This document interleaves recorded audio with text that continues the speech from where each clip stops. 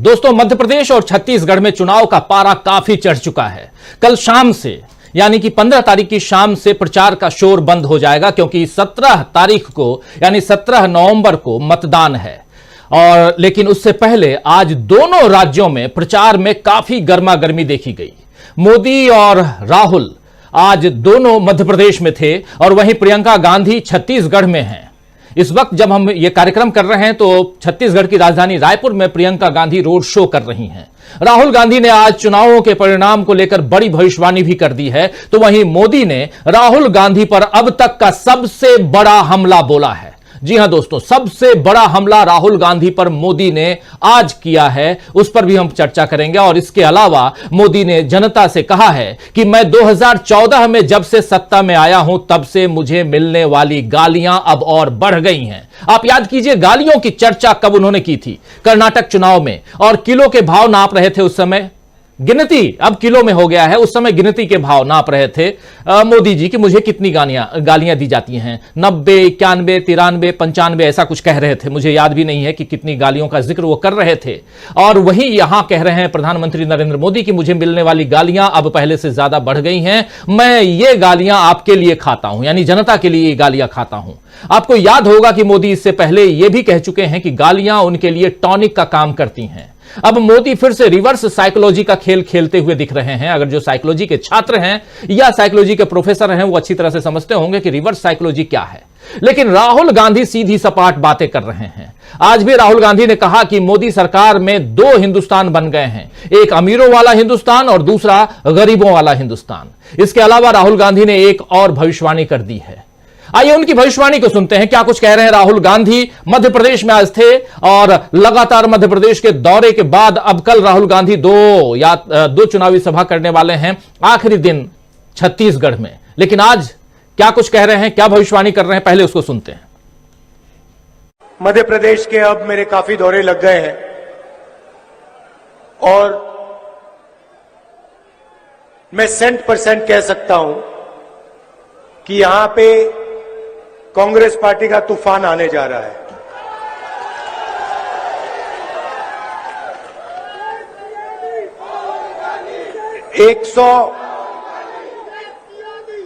आप लिख के रख दो, मध्य प्रदेश की जनता कांग्रेस पार्टी को 145 से 150 सीट तक देने जा रही है। तो यहां पर कांग्रेस का तूफान आने वाला है, कह रहे हैं राहुल गांधी। 145 से 150 सीटें कांग्रेस जीतने जा रही है मध्य प्रदेश में। राहुल गांधी 100% मान रहे हैं कि इस बार कांग्रेस की ही सरकार आने वाली है और वो भी पूरे दमखम के साथ आने वाली है, यानी कि कांग्रेस का तूफान आने वाला है।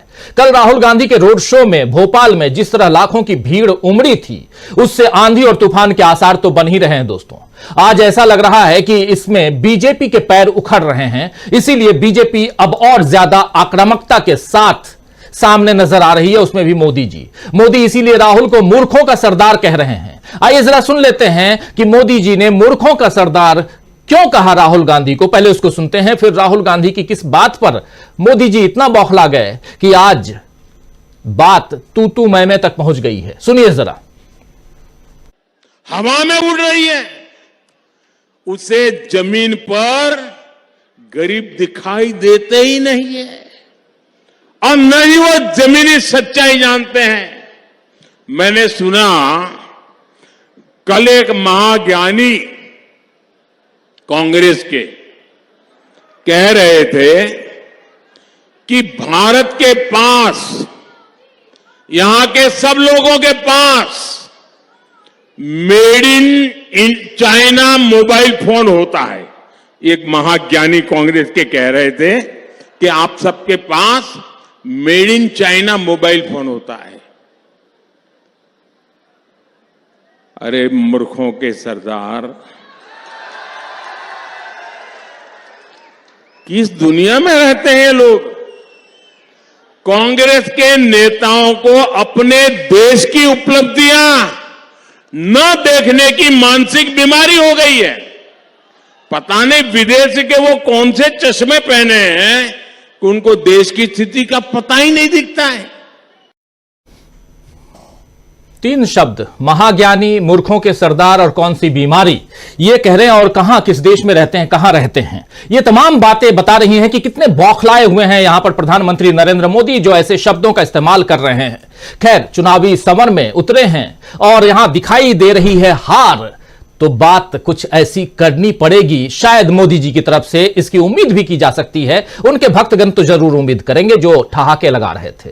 राहुल गांधी ने कल मेड इन इंडिया नहीं बल्कि मेड इन मध्य प्रदेश की बात कही थी, जिस पर मोदी तिलमिलाए हुए हैं। आइए जरा उसको भी सुन लेते हैं कि क्या कुछ राहुल गांधी कल कह गए जिस पर आज इतने बौखला गए, तिलमिला गए प्रधानमंत्री नरेंद्र मोदी। जरा पहले आप मोबाइल फोन के पीछे देखो, शर्ट के पीछे देखो, जूते के नीचे देखो, मेड इन चाइना दिखेगा। हम सही बात ना? आपने कभी किसी कैमरा के पीछे, शर्ट के पीछे मेड इन मध्य प्रदेश देखा है? नहीं देखा। ये हम करना चाहते हैं। मैं चाहता हूं हमारी सरकार आने के बाद यहां जो लाखों करोड़ों युवा है वो बेरोजगार ना रहें, वो फैक्ट्रियों में काम करें, और ऐसा एक दिन आए जब चाइना में कोई युवा हो, वो अपना मोबाइल फोन निकाले, उसके पीछे देखे, उसके पीछे लिखा हो मेड इन मध्य प्रदेश, और वो कहे यार ये मध्य प्रदेश कहां है, मैं जाके देखना चाहता हूं। ये कौन सी जगह है जिसने हमारी सारी की सारी नौकरियां ले ली और मेड इन चाइना को मेड इन मध्य प्रदेश बना दिया। ये हमारा सपना है। यहां पे आपके 15 साल 18 साल जाया हो गए, एक के बाद एक इन्होंने आपको झूठ बोला। प्रधानमंत्री यहां आते शर्म नहीं करते हैं। पूरा मध्य प्रदेश जानता है कि मध्य प्रदेश में एक कारखाना नहीं खुला, और यहां प्रधानमंत्री आके कहते हैं हमने मध्य प्रदेश में 500 फैक्ट्रियां खोली है। शर्म की बात। नीमच में कहा, मतलब देखिए शर्म ही नहीं है। तो कल हमला बोला था राहुल गांधी ने प्रधानमंत्री नरेंद्र मोदी पर, और इसी नीमच में जहां उन्होंने कहा था कि मध्य प्रदेश में हमने 500 फैक्ट्रियां खोल दी हैं, कहां हैं वो 500 फैक्ट्रियां, पूछ रहे थे राहुल गांधी। तो जवाब में महामूर्ख, मूर्खों का सरदार और महाज्ञानी की बात, ये सारे तमगे जो हैं राहुल गांधी और कांग्रेस के इस नेता के ऊपर प्रधानमंत्री ने जड़ दिए, लेकिन उन्होंने ये नहीं बताया कि आखिर वो फैक्ट्रियां हैं कहां। वैसे मोदी के लिए एक बड़ी मुसीबत आज फिर से पेश हो गई है दोस्तों। पिछले 3-4 दिनों से नरेंद्र सिंह तोमर के बेटे, जानते हैं आप कृषि मंत्री हैं नरेंद्र सिंह तोमर, कद्दावर नेता हैं और अब विधायकी का चुनाव लड़ रहे हैं। उनके बेटे देवेंद्र तोमर का एक वीडियो, एक नहीं बल्कि 2 वीडियो आपने देखा होगा। एक 100 करोड़ का वीडियो था, उसके बाद कल उस पर हम लोगों ने चर्चा की थी, उस वीडियो को दिखाया भी था। 500 करोड़ वाले की डील की भी वीडियो हमने देखा था। ये वीडियो देखिए, ये नहीं, जरा नरेंद्र सिंह तोमर के बेटे देवेंद्र तोमर के वीडियो को सामने ले आइए, फिर इसकी चर्चा हम करेंगे। तो ये वीडियो सोशल मीडिया पर काफी तैर रहे हैं। 100 करोड़ से लेकर 500 करोड़ की डीलिंग, और अलग अलग 2 बार में 2 पार्ट में इस वीडियो को आपने देख लिया है। सोशल मीडिया पर काफी तैर रहा ये वीडियो। आज एक और वीडियो सामने आया है, लेकिन उस वीडियो में यह शख्स यानी देवेंद्र सिंह तोमर दिखाई नहीं दे रहे हैं। देवेंद्र सिंह तोमर जिससे बात कर रहे हैं वो दिखाई दे रहा है, और खुद वो शख्स सामने आ गया है और कह रहा है कि देवेंद्र सिंह तोमर की जो कथित बातचीत है वो उसी से हो रही है। क्या है इस वीडियो में, या आइए सबसे पहले इसको देखते हैं। ये आदमी जो है, इसका नाम जैकमन दीप सिंह है, रहता है कनाडा में, और एक 6 मिनट 50 सेकंड, लगभग 7 मिनट का वीडियो है। पूरा वीडियो आप तक नहीं पहुंचा रहे हैं, उसका कुछ कटा हुआ भाग आपको दिखा रहे हैं हम। इस इंसान ने ही, इस आदमी ने ही ये दावा करते हुए कि मेरे से ही बात हो रही थी। इसने न सिर्फ देवेंद्र सिंह तोमर से बात की, देवेंद्र सिंह तोमर की पत्नी से भी बात की है। सारे चैट दिखा रहे हैं। कल भी जैसे हमने कहा था, आज भी एक डिस्क्लेमर के साथ इस वीडियो को दिखाने जा रहा हूं कि इस वीडियो या इससे पहले के वीडियो की पुष्टि डीबी लाइव नहीं करता है, लेकिन चूंकि सोशल मीडिया और खबरों में काफी ये वीडियो जो है तूफान मचाए हुए है और हमारा फर्ज बनता है कि इसे आप लोगों तक हम पहुंचाएं। इसलिए अब इस वीडियो को देखिए और इस पर फिर चर्चा आगे बढ़ाएंगे कि एक नहीं बल्कि कई मुसीबतों से घिरी हुई मोदी सरकार दिखाई दे रही है और चुनाव के वक्त में खुद मोदी जी कैसे घिर चुके हैं या घिर रहे हैं, उसका एक नमूना सुनिए जरा। जो बात है वो सही है। वो एक खनन वाली कंपनी से पैसे का लेन देन हुआ है। वो क्या था कि वो मेरी इनसे दोस्ती थी प्रबल सिंह तोमर जी से, और दोस्ती हुई तकरीबन 2018 में। तो 19 में इनको मैं मिलने के लिए गया। 2020 मार्च में मैं इनको मिलने के लिए गया। जब लॉकडाउन हुआ 13 मार्च को, तो मैं इंडिया में था और मैं नंबर 3 कृष्णा मेनन मार्ग पे था। और मैं जो हूं, मैं ब्लूबेरी की और भांग की, गांजा की खेती करता हूं। तो इनको भी कनाडा में गांजा की, भांग की खेती के प्रोजेक्ट में इन्वेस्टमेंट करनी थी, लेकिन वो बोले जी हमारे पास अभी तो अपना पैसा नहीं, कहीं से बनेगा तो हम जरूर लगाएंगे। आगे जब बात हुई, फ्रेंड बने, तो जो त्यागी जी का उसमें जिक्र है, जो मोनेडो का कोहली साहब का जिक्र है, मेरे उनके सभी के मेरे पास प्रूफ है, वायर डिटेल्स है। और ये कोई 500 करोड़ का मामला नहीं है, ये टोटल 10,000 करोड़ है। इसमें खनन जितनी ये पत्थर की जो होती है खान, उनकी होती है। ये देखिए, ये मोनेडो का है, जो मोनेडो का जिक्र चल रहा है कोहली साहब का, ये मोनेडो का टेक्स्ट है। और इसमें मैं आपको अच्छा, ये 100 एकड़ जमीन, ये उनकी जो देवेंद्र सिंह तोमर की वाइफ है हर्षिनी, उनके साथ चैट है मेरी। ये 100 एकड़ जमीन तकरीबन न्यू बंसविक कनाडा में इसी पैसे से खरीदी गई, लेकिन ये बेनामी कंपनियों के द्वारा जो है, बेनामी कंपनी के ऊपर खरीदी गई। तो ये शख्स जैकमनदीप सिंह अपना नाम शुरुआत में बताता है, अपना परिचय देता है, साथ साथ कनाडा में कहां रहता है और इसका मोबाइल नंबर क्या है, ये सब कुछ बताया हुआ है। और ये वीडियो सोशल मीडिया पर काफी वायरल है, आप लोग देख सकते हैं पूरे वीडियो को, लेकिन समय की कमी के कारण उसका एक छोटा सा हिस्सा आप तक हम पहुंचा रहे हैं। और हर्षिनी जो कि देवेंद्र सिंह तोमर की पत्नी है, उनके साथ भी चैट है, वो चैट भी दिखा रहा है। तो ये आप देख रहे हैं कि मामला 100-500 करोड़ का नहीं है, बल्कि 10,000 करोड़ का यह शख्स बता रहा है। जितनी बड़ी डील उतनी बड़ी बीजेपी के लिए मुसीबत, फिलहाल यही दिख रहा है दोस्तों। जितनी बड़ी डील, 10,000 करोड़ की डीलिंग। क्या इसमें सिर्फ देवेंद्र सिंह तोमर या उनके पिता कृषि मंत्री, केंद्रीय नेता, कद्दावर नेता वही फंसते हुए दिखाई दे रहे हैं? क्या इसमें बीजेपी सरकार या मोदी जी से कोई लेना देना नहीं है? यह सवालों के घेरे में है और इस पर इसकी जांच होनी चाहिए। मामला यहां का नहीं, मामला बाहर से पैसे के लेन देन का है, तो वहां पर एनफोर्समेंट डायरेक्टरेट का भी कोई योगदान होना चाहिए जांच में। खैर, ये तो मोदी जी तय करेंगे, गृह मंत्रालय तय करेगा कि एनफोर्समेंट डायरेक्टरेट को छत्तीसगढ़ भेजना है या मध्य प्रदेश भेजना है, कनाडा से तार जोड़ना है, ये सब सरकार जाने। हमारा काम है कि जो है वो बात आप तक हम पहुंचा दें। आइए दोस्तों, 3-4 चीजें आप लोग देख चुके हैं, 3-4 चीजें आप तक हम पहुंचा चुके हैं। पहली बात, राहुल गांधी तूफान की बात कर रहे हैं। दूसरी बात, तूफान यानी कि मध्य प्रदेश में कांग्रेस के प्रति तूफान है, आंधी है, और इस बार कांग्रेस की सरकार आ रही है 150 सीटों वाली सरकार। दूसरी बात, मोदी जी बौखलाए हुए हैं और राहुल गांधी को मूर्खों का सरदार कह रहे हैं। तीसरी बात, राहुल गांधी ने क्या कहा था कि इतने तिल मिला गए। राहुल गांधी ने मोदी जी से सीधा सीधा पूछा था कि वो 500 फैक्ट्रियां कहां लगी हुई हैं। और चौथी बात आपने देख ली।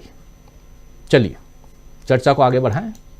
आज न्यूज पॉइंट में चर्चा करेंगे दोस्तों कि क्या दूसरों को मूर्ख बोलने में मगन मोदी अपने घर में उठ रहे तूफान से बेखबर हैं? क्या वाकई राहुल गांधी की भविष्यवाणी सच हो जाएगी और इस बार आएगा कांग्रेस का तूफान? लेकिन इस वक्त जब हम चर्चा कर रहे हैं तो एक चर्चा और भी है कि इससे अभी से लगभग घंटा भर पहले राहुल गांधी और सोनिया गांधी जयपुर एयरपोर्ट से बाहर निकले।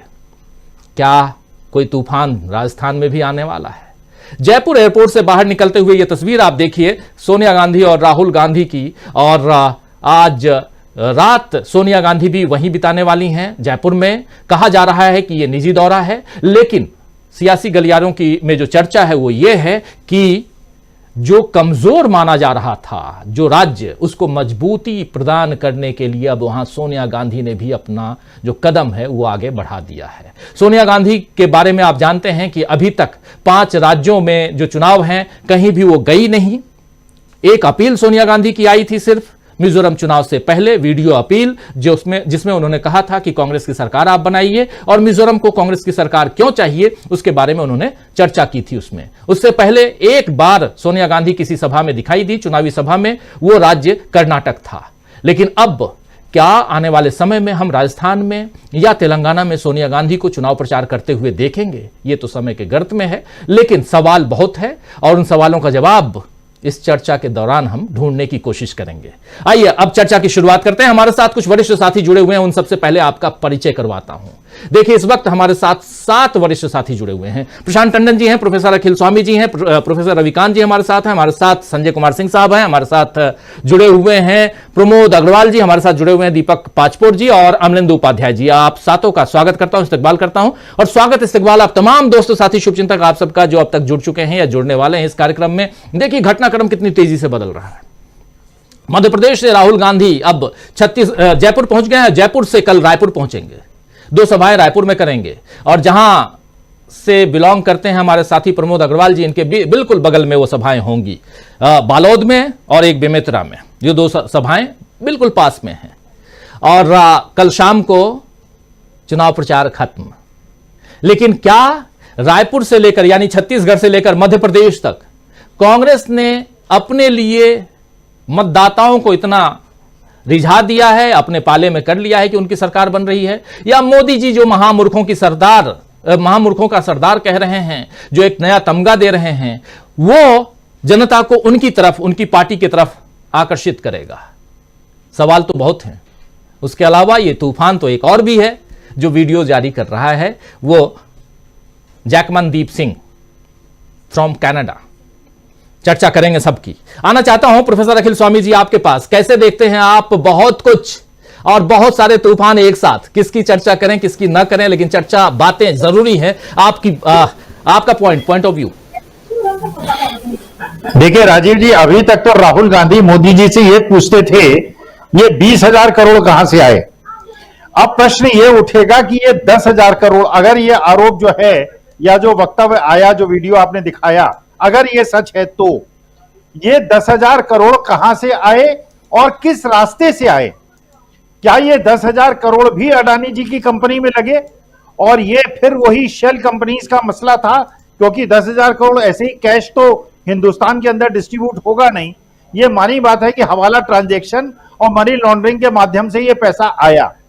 अब प्रश्न ये उठता है कि ये सारा जो कांड हुआ, अगर ये सच है तो इसकी जांच हुई और इससे क्या निकला और इसमें क्या वास्तविकता है? अगर ईडी जाके पूछताछ करती और ये तोमर साहब से पूछती, उनके बेटे और बहू से पूछती और उसके बाद ये पता चलता कि बेबुनियाद आरोप हैं, तो ये जो विपक्ष के एक प्रकार का आघात हुआ है बीजेपी के ऊपर, इसका समुचित जवाब दिया जा सकता था।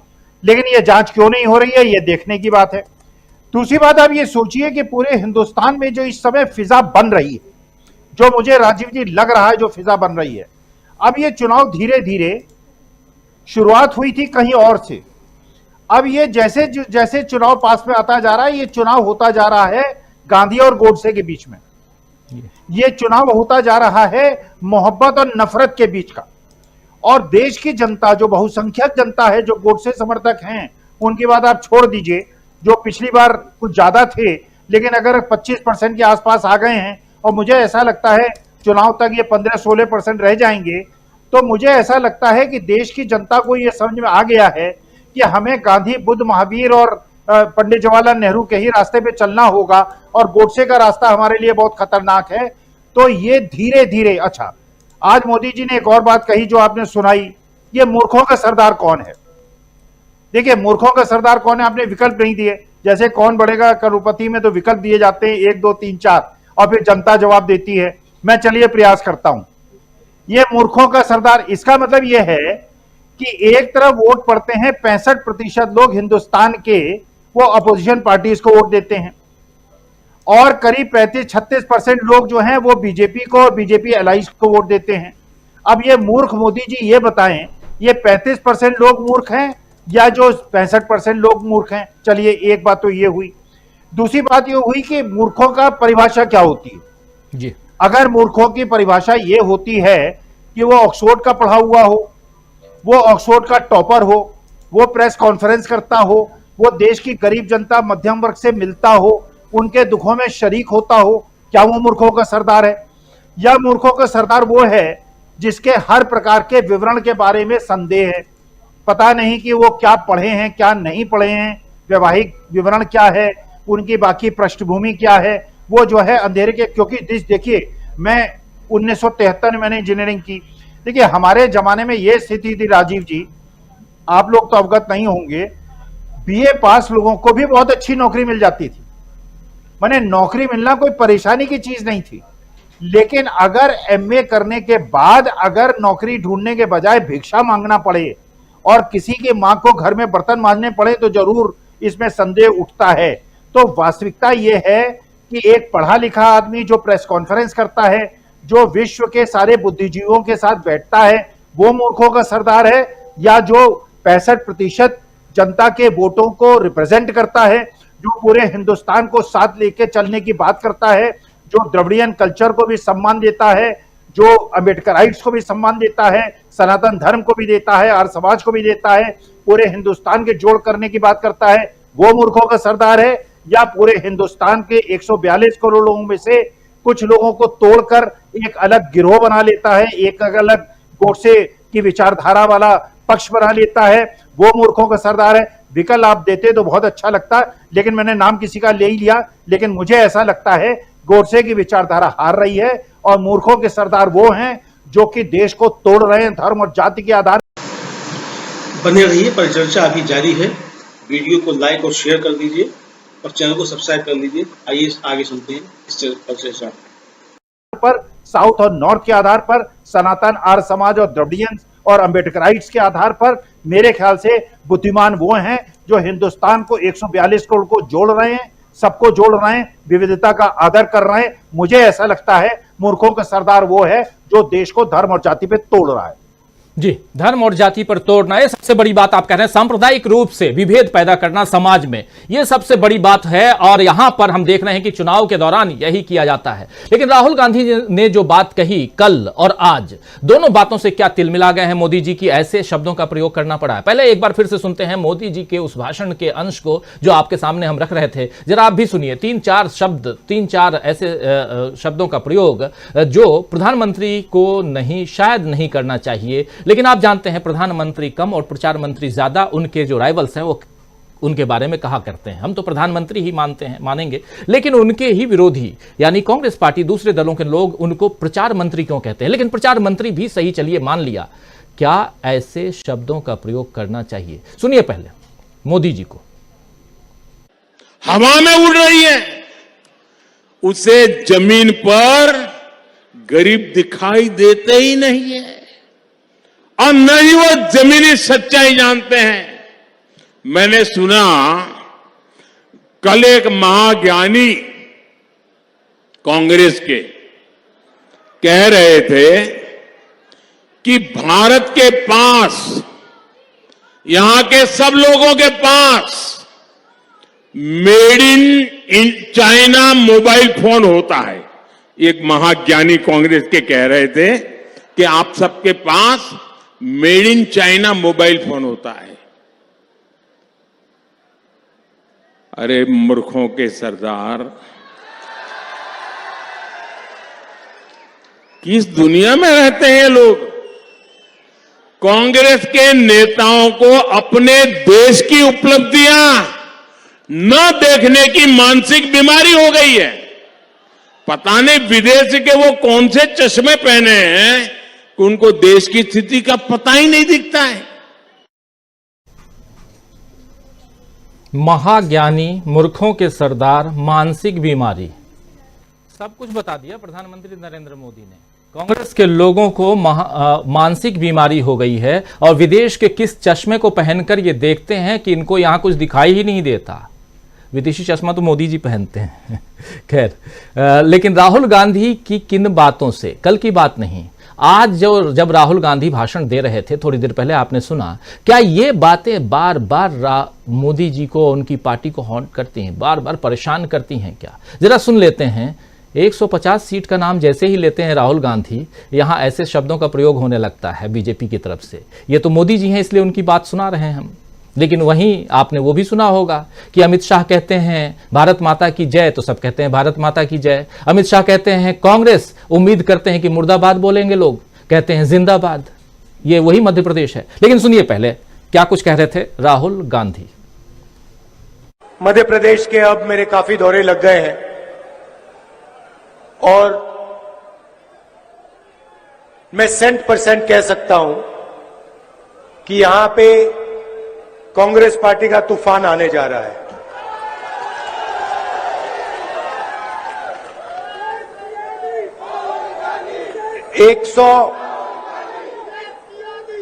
आप लिख के रख दो, मध्य प्रदेश की जनता कांग्रेस पार्टी को 145 से 150 सीट तक देने जा रही है।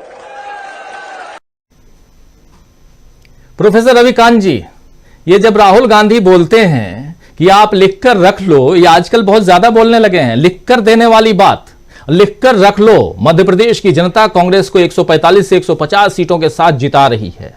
क्या यही परेशान कर रहा है उनके इन भाषणों में? क्योंकि राहुल गांधी ने अभी तक जितनी बातें कही हैं सारी भविष्यवाणियां सही हुई हैं, और ये बात मोदी जी और बीजेपी को शायद समझ में आ रही होगी, क्योंकि वो तो भविष्यवाणियों पे ही रहने वाले लोग हैं, भविष्यवक्ता ही हैं। आज नहीं कल की बात करते हैं, कल भी नहीं वो आज 2023 की जगह 2047 की बात करते हैं। तो भविष्य की बात शायद ज्यादा गंभीरता से सुनते होंगे, सोचते होंगे। क्या ये बातें परेशान कर रही हैं और इसलिए ऐसे शब्दों का प्रयोग महाज्ञानी से लेकर महामूर्ख तक, मानसिक रोगी तक बता रहे हैं?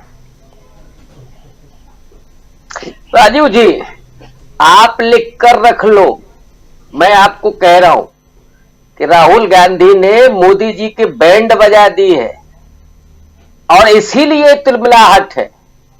नरेंद्र मोदी अपने आदत से बाज नहीं आ सकते।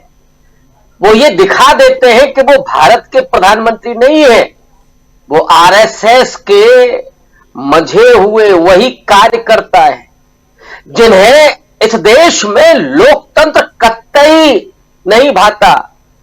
कोई विपक्ष का नेता इतने विश्वास के साथ खड़े होकर के जब ये बात कहता है और उस सभा की जनता उसके भरोसे के साथ अपनी करतल ध्वनि से उस विश्वास को बढ़ाती है, उसे जगाती है, तो ये दरअसल कान पर पड़ रही है।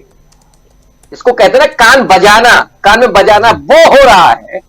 तो मोदी जी को नींद कैसे आ रही होगी, चैन कैसे पड़ रहा होगा?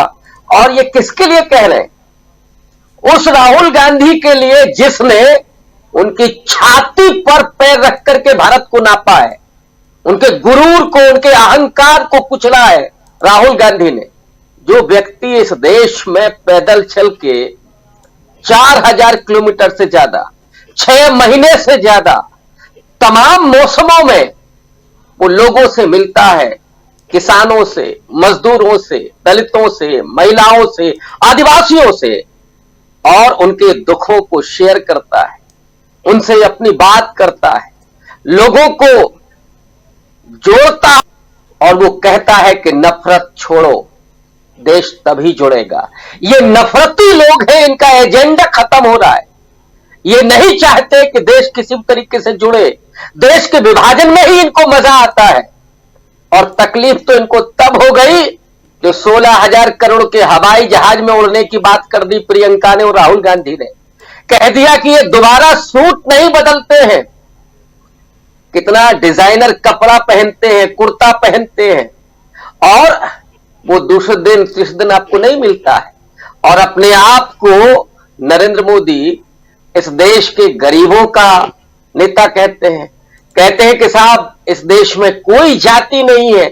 पहले तो ओबीसी का मुखड़ा लगा करके आए थे, लेकिन अब कहते हैं कि इस देश में कोई जाति नहीं है, सिर्फ एक गरीब जाति है। राहुल गांधी ने पूछा कि ओबीसी सिर्फ एक नरेंद्र मोदी बचे हैं और कोई नहीं है। तो ये जो सवाल हैं, ये जो बातें हैं, ये जो सच्ची बातें हैं, जब वो राहुल गांधी अपने लोगों के बीच में, इस देश के लोगों के बीच में लेकर के जा रहे हैं, तो ये तिलबिलाहट वहां से आ रही है। उनको अपने सामने अंधेरा दिख रहा है कि आने वाले वक्त में इस देश के लोगों को वो सूरज दिख गया है, वो उम्मीद की किरण दिख गई है जो अब देश का नेतृत्व करेगी। और इसीलिए जब पैरों के नीचे से जमीन खिसकती है तो लोगों को होश नहीं रहता है। लोग भूल जाते हैं कि वो किस पद पर बैठे हुए हैं। जो कहते हैं कि हमको बेभाव गालियां मिलती है, वो किन अल्फाजों का इस्तेमाल कर रहे हैं। वो नरेंद्र मोदी जिनके लिए मध्य प्रदेश, छत्तीसगढ़ और तेलंगाना, इन राज्यों में उनको कोई सूरत नहीं दिख रही है और भंडाफोड़ हो रहा है। राजीव जी, आपको याद होगा कि 2018 में मध्य प्रदेश कांग्रेस ने जीता था। राहुल गांधी ने कहा कि चोरी की हुई सरकार है, और क्यों बनाई थी, क्यों ज्योतिरादित्य सिंधिया के साथ मिलकर के 22 विधायकों के इस्तीफे हुए, क्यों वहां फिर से मध्य प्रदेश में सरकार बनाई गई बीजेपी की? क्योंकि व्यापम का घोटाला खुलने लगा था। और मैंने घोटालों की लिस्ट देखी है मध्य प्रदेश की, 200 से ज्यादा। अरे लोगों का ये पानी पी गए, बच्चों का वजीफा खा गए, मिड डे मील खा गए, डामर तक खा गए, चारा खा गए। हमें तो समझ में नहीं आ रहा था कि मैं कौन सा घोटाला ना देखूं इसमें से। इतनी लंबी लिस्ट है। और अगर शिवराज सिंह चौहान अंदर जाते तो वो आंच दिल्ली तक जाती। ये तकलीफ वो है कि मध्य प्रदेश में तख्ता पलटेगा तो फिर सीबीआई, ईडी कहां होगी, किस तरफ होगी? यहां सरेआम करोड़ों के बारे न्यौरे हो रहे और आप इल्जाम लगाते हैं विपक्ष पर। तो ये जो पर्दाफाश हुआ है, ये और लोग जिस तरह से बोल रहे हैं, वो तकलीफ है। और उसी तकलीफ से नरेंद्र मोदी का ये शब्द निकल रहा है बदहवासी में। और जिसको कहते हैं ना कि आदमी को कुछ होश नहीं रहता है, ये बेहोशी में ये शब्द निकल रहा है। और वो उस व्यक्ति से कह रहे हैं जो आज जनता की उम्मीदों का केंद्र बना हुआ है। जी जी, बिल्कुल बिल्कुल। राहुल गांधी को क्या क्या नहीं कहा गया, एक तमगा आज और लगा दिया गया, और वो भी प्रधानमंत्री नरेंद्र मोदी के जरिए कि अब वो महामूर्ख भी हैं। पप्पू और क्या क्या ये सारी चीजें तो चलती रहीं और इसके लिए बहुत पैसे भी खर्च किए गए। खुद राहुल गांधी ने भारत जोड़ो यात्रा के दरमियान कहा भी था, आप याद कीजिए। लेकिन अब राहुल गांधी महामूर्ख हैं, मूर्खों के सरदार हैं, ये सारी बातें आज प्रधानमंत्री नरेंद्र मोदी कह रहे थे। युवाओं का रुझान राहुल गांधी के प्रति दिखाई दे रहा है। मध्य प्रदेश में भी हम देख रहे हैं, दूसरे राज्यों में और खासकर तेलंगाना, और जब शुरुआती दौर में मिजोरम गए थे तो वहां भी हमने देखा था। प्रशांत टंडन जी, आपके पास आना चाहता हूं। क्या यहां युवाओं की लड़ाई चल रही है? जरा आपसे समझूं, जरा अंदर की बात आपसे समझना चाहता हूं कि आखिर इतने तिलमिलाए हुए प्रधानमंत्री क्यों हैं? राहुल गांधी भाषण दे रहे हैं, जाने देते अगर वो महामूर्ख हैं तो, लेकिन इस बात को यहां रखना क्यों जरूरी था? प्रधानमंत्री नरेंद्र मोदी ने पता नहीं कांग्रेस के ये जो महाज्ञानी हैं उनको क्या समझ में आता है, ये मूर्खों का सरदार है इसको क्या समझ में आता है, ये सारे शब्दों का। इतना ही नहीं, मानसिक बीमारी यानी कि मानसिक रोगी तक कह देना, ये सवाल, ये सारे शब्दों का प्रयोग आज आखिरी दौर के आखिरी दौर के चुनाव प्रचार में, कल आखिरी दिन है चुनाव प्रचार का, उससे पहले इन तमाम चीजों का इस्तेमाल, क्या कुछ अंदर खाने चल रहा है, क्या कुछ पकाया जा रहा है कांग्रेस के बीजेपी के अंदर, और क्या कुछ कांग्रेस कर रही है? क्या यहां राहुल गांधी ने जिस तूफान से लोगों को आगाह किया है, उस तूफान से ये चिंतित हो गए हैं कि कहीं ये सुनामी में अगर तब्दील हो गया तो फिर क्या होगा? देखिए, मोदी साहब का दबाव समझिए राजीव जी, और तब आपको समझ में आएगा कि मोदी जी का जो भाषण है, दरअसल वो मेरे लिए एग्जिट पोल है। मैं उस भाषण से समझ लेता हूं कि क्या होने जा रहा है। अब उनके ऊपर जो दबाव है, उस दबाव को समझिए। ये 5 राज्यों के चुनाव में सबसे जरूरी चुनाव उनके लिए छत्तीसगढ़ का चुनाव है। छत्तीसगढ़ का चुनाव अडानी के लिए बहुत इंपॉर्टेंट है। इसलिए मोदी साहब को परेशानी हो रही है। तो सारा जो गुस्सा जहर निकल रहा है वो छत्तीसगढ़ का उनको शायद फीडबैक मिल रहा होगा, और जब पहले चरण की पोलिंग, दूसरे चरण की पोलिंग भी हो जाएगी और उसकी इंफॉर्मेशन भी जब उनको मिल जाएगी, तब आप देखिएगा कि ये स्तर जो है उनका और नीचे चलेगा।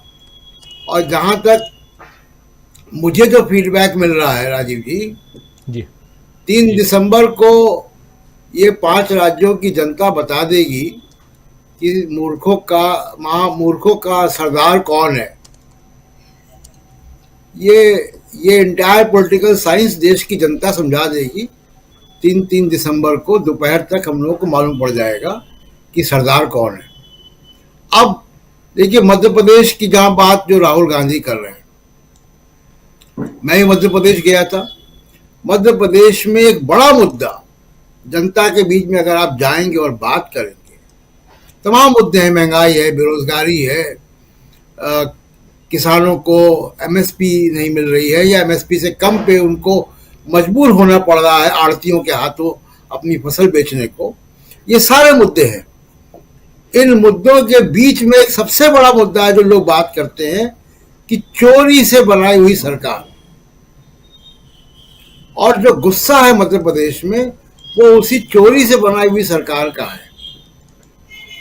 जो संख्या राहुल गांधी बता रहे हैं, अगर उस संख्या तक कांग्रेस वहां पहुंच जाए तो मुझे कोई बहुत आश्चर्य नहीं होगा कि जितना गुस्सा मैंने मध्य प्रदेश में ये चोरी से बनाई हुई सरकार को दिया के प्रति दिखाई दिया।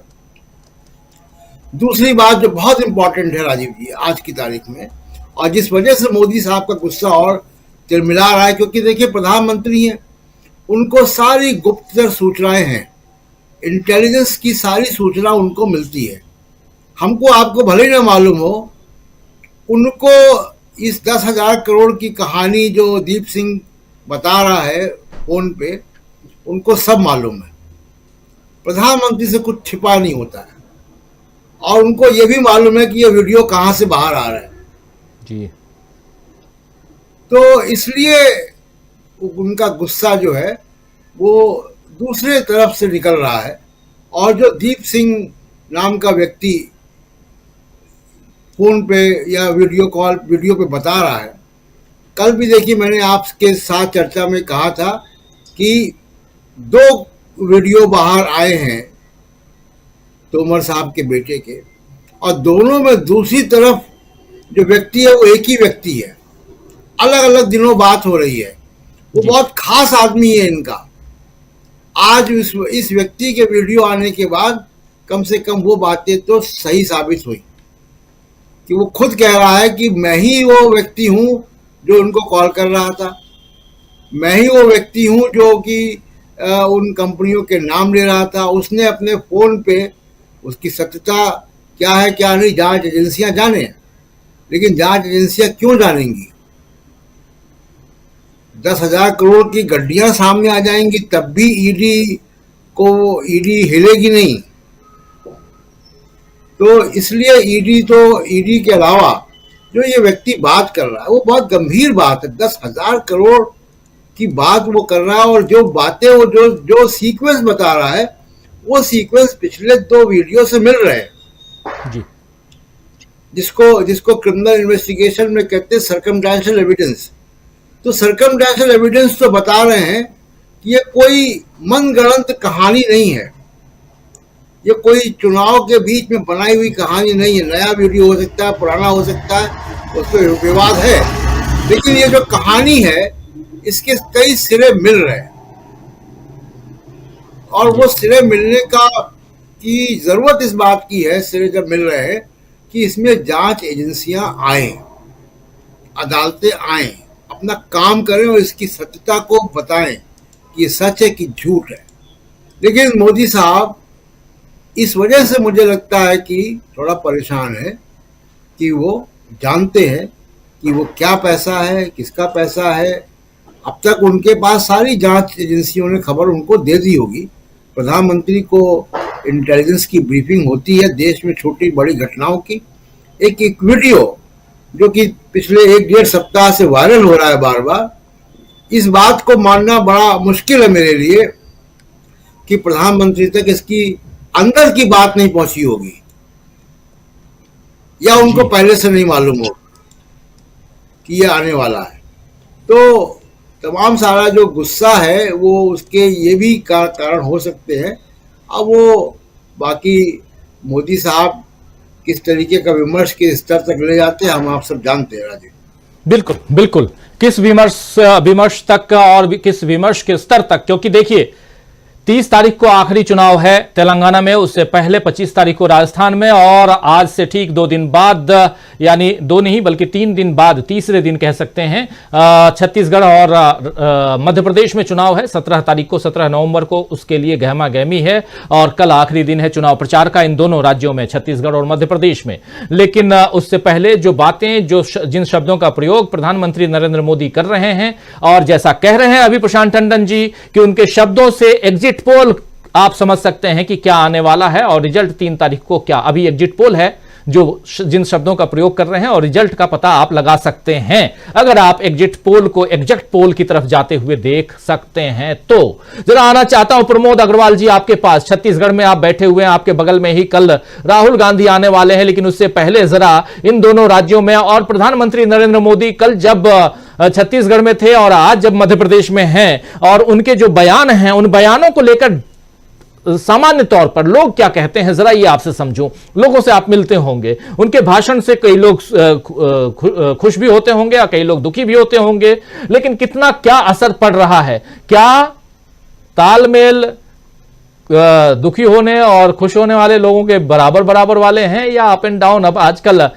दुखी ज्यादा और खुश रहने वाले लोग कम हो गए हैं, या उल्टा है, वाइस वर्सा? या समझाना चाहता हूं कि आप समझाइए मुझे, और उसके जरिए ये समझें कि चुनाव में क्या होने वाला है। अगर ये बात हम समझ गए कि महाज्ञानी महामूर्ख जैसे शब्दों का अगर इस्तेमाल करें प्रधानमंत्री नरेंद्र मोदी, तो इसके बाद शायद मूर्खों के सरदार तक पहुंच जाए मोदी जी, तो शायद इसके बाद रिजल्ट की तरफ भी हम बढ़ के अभी से कुछ चर्चा कर सकते हैं।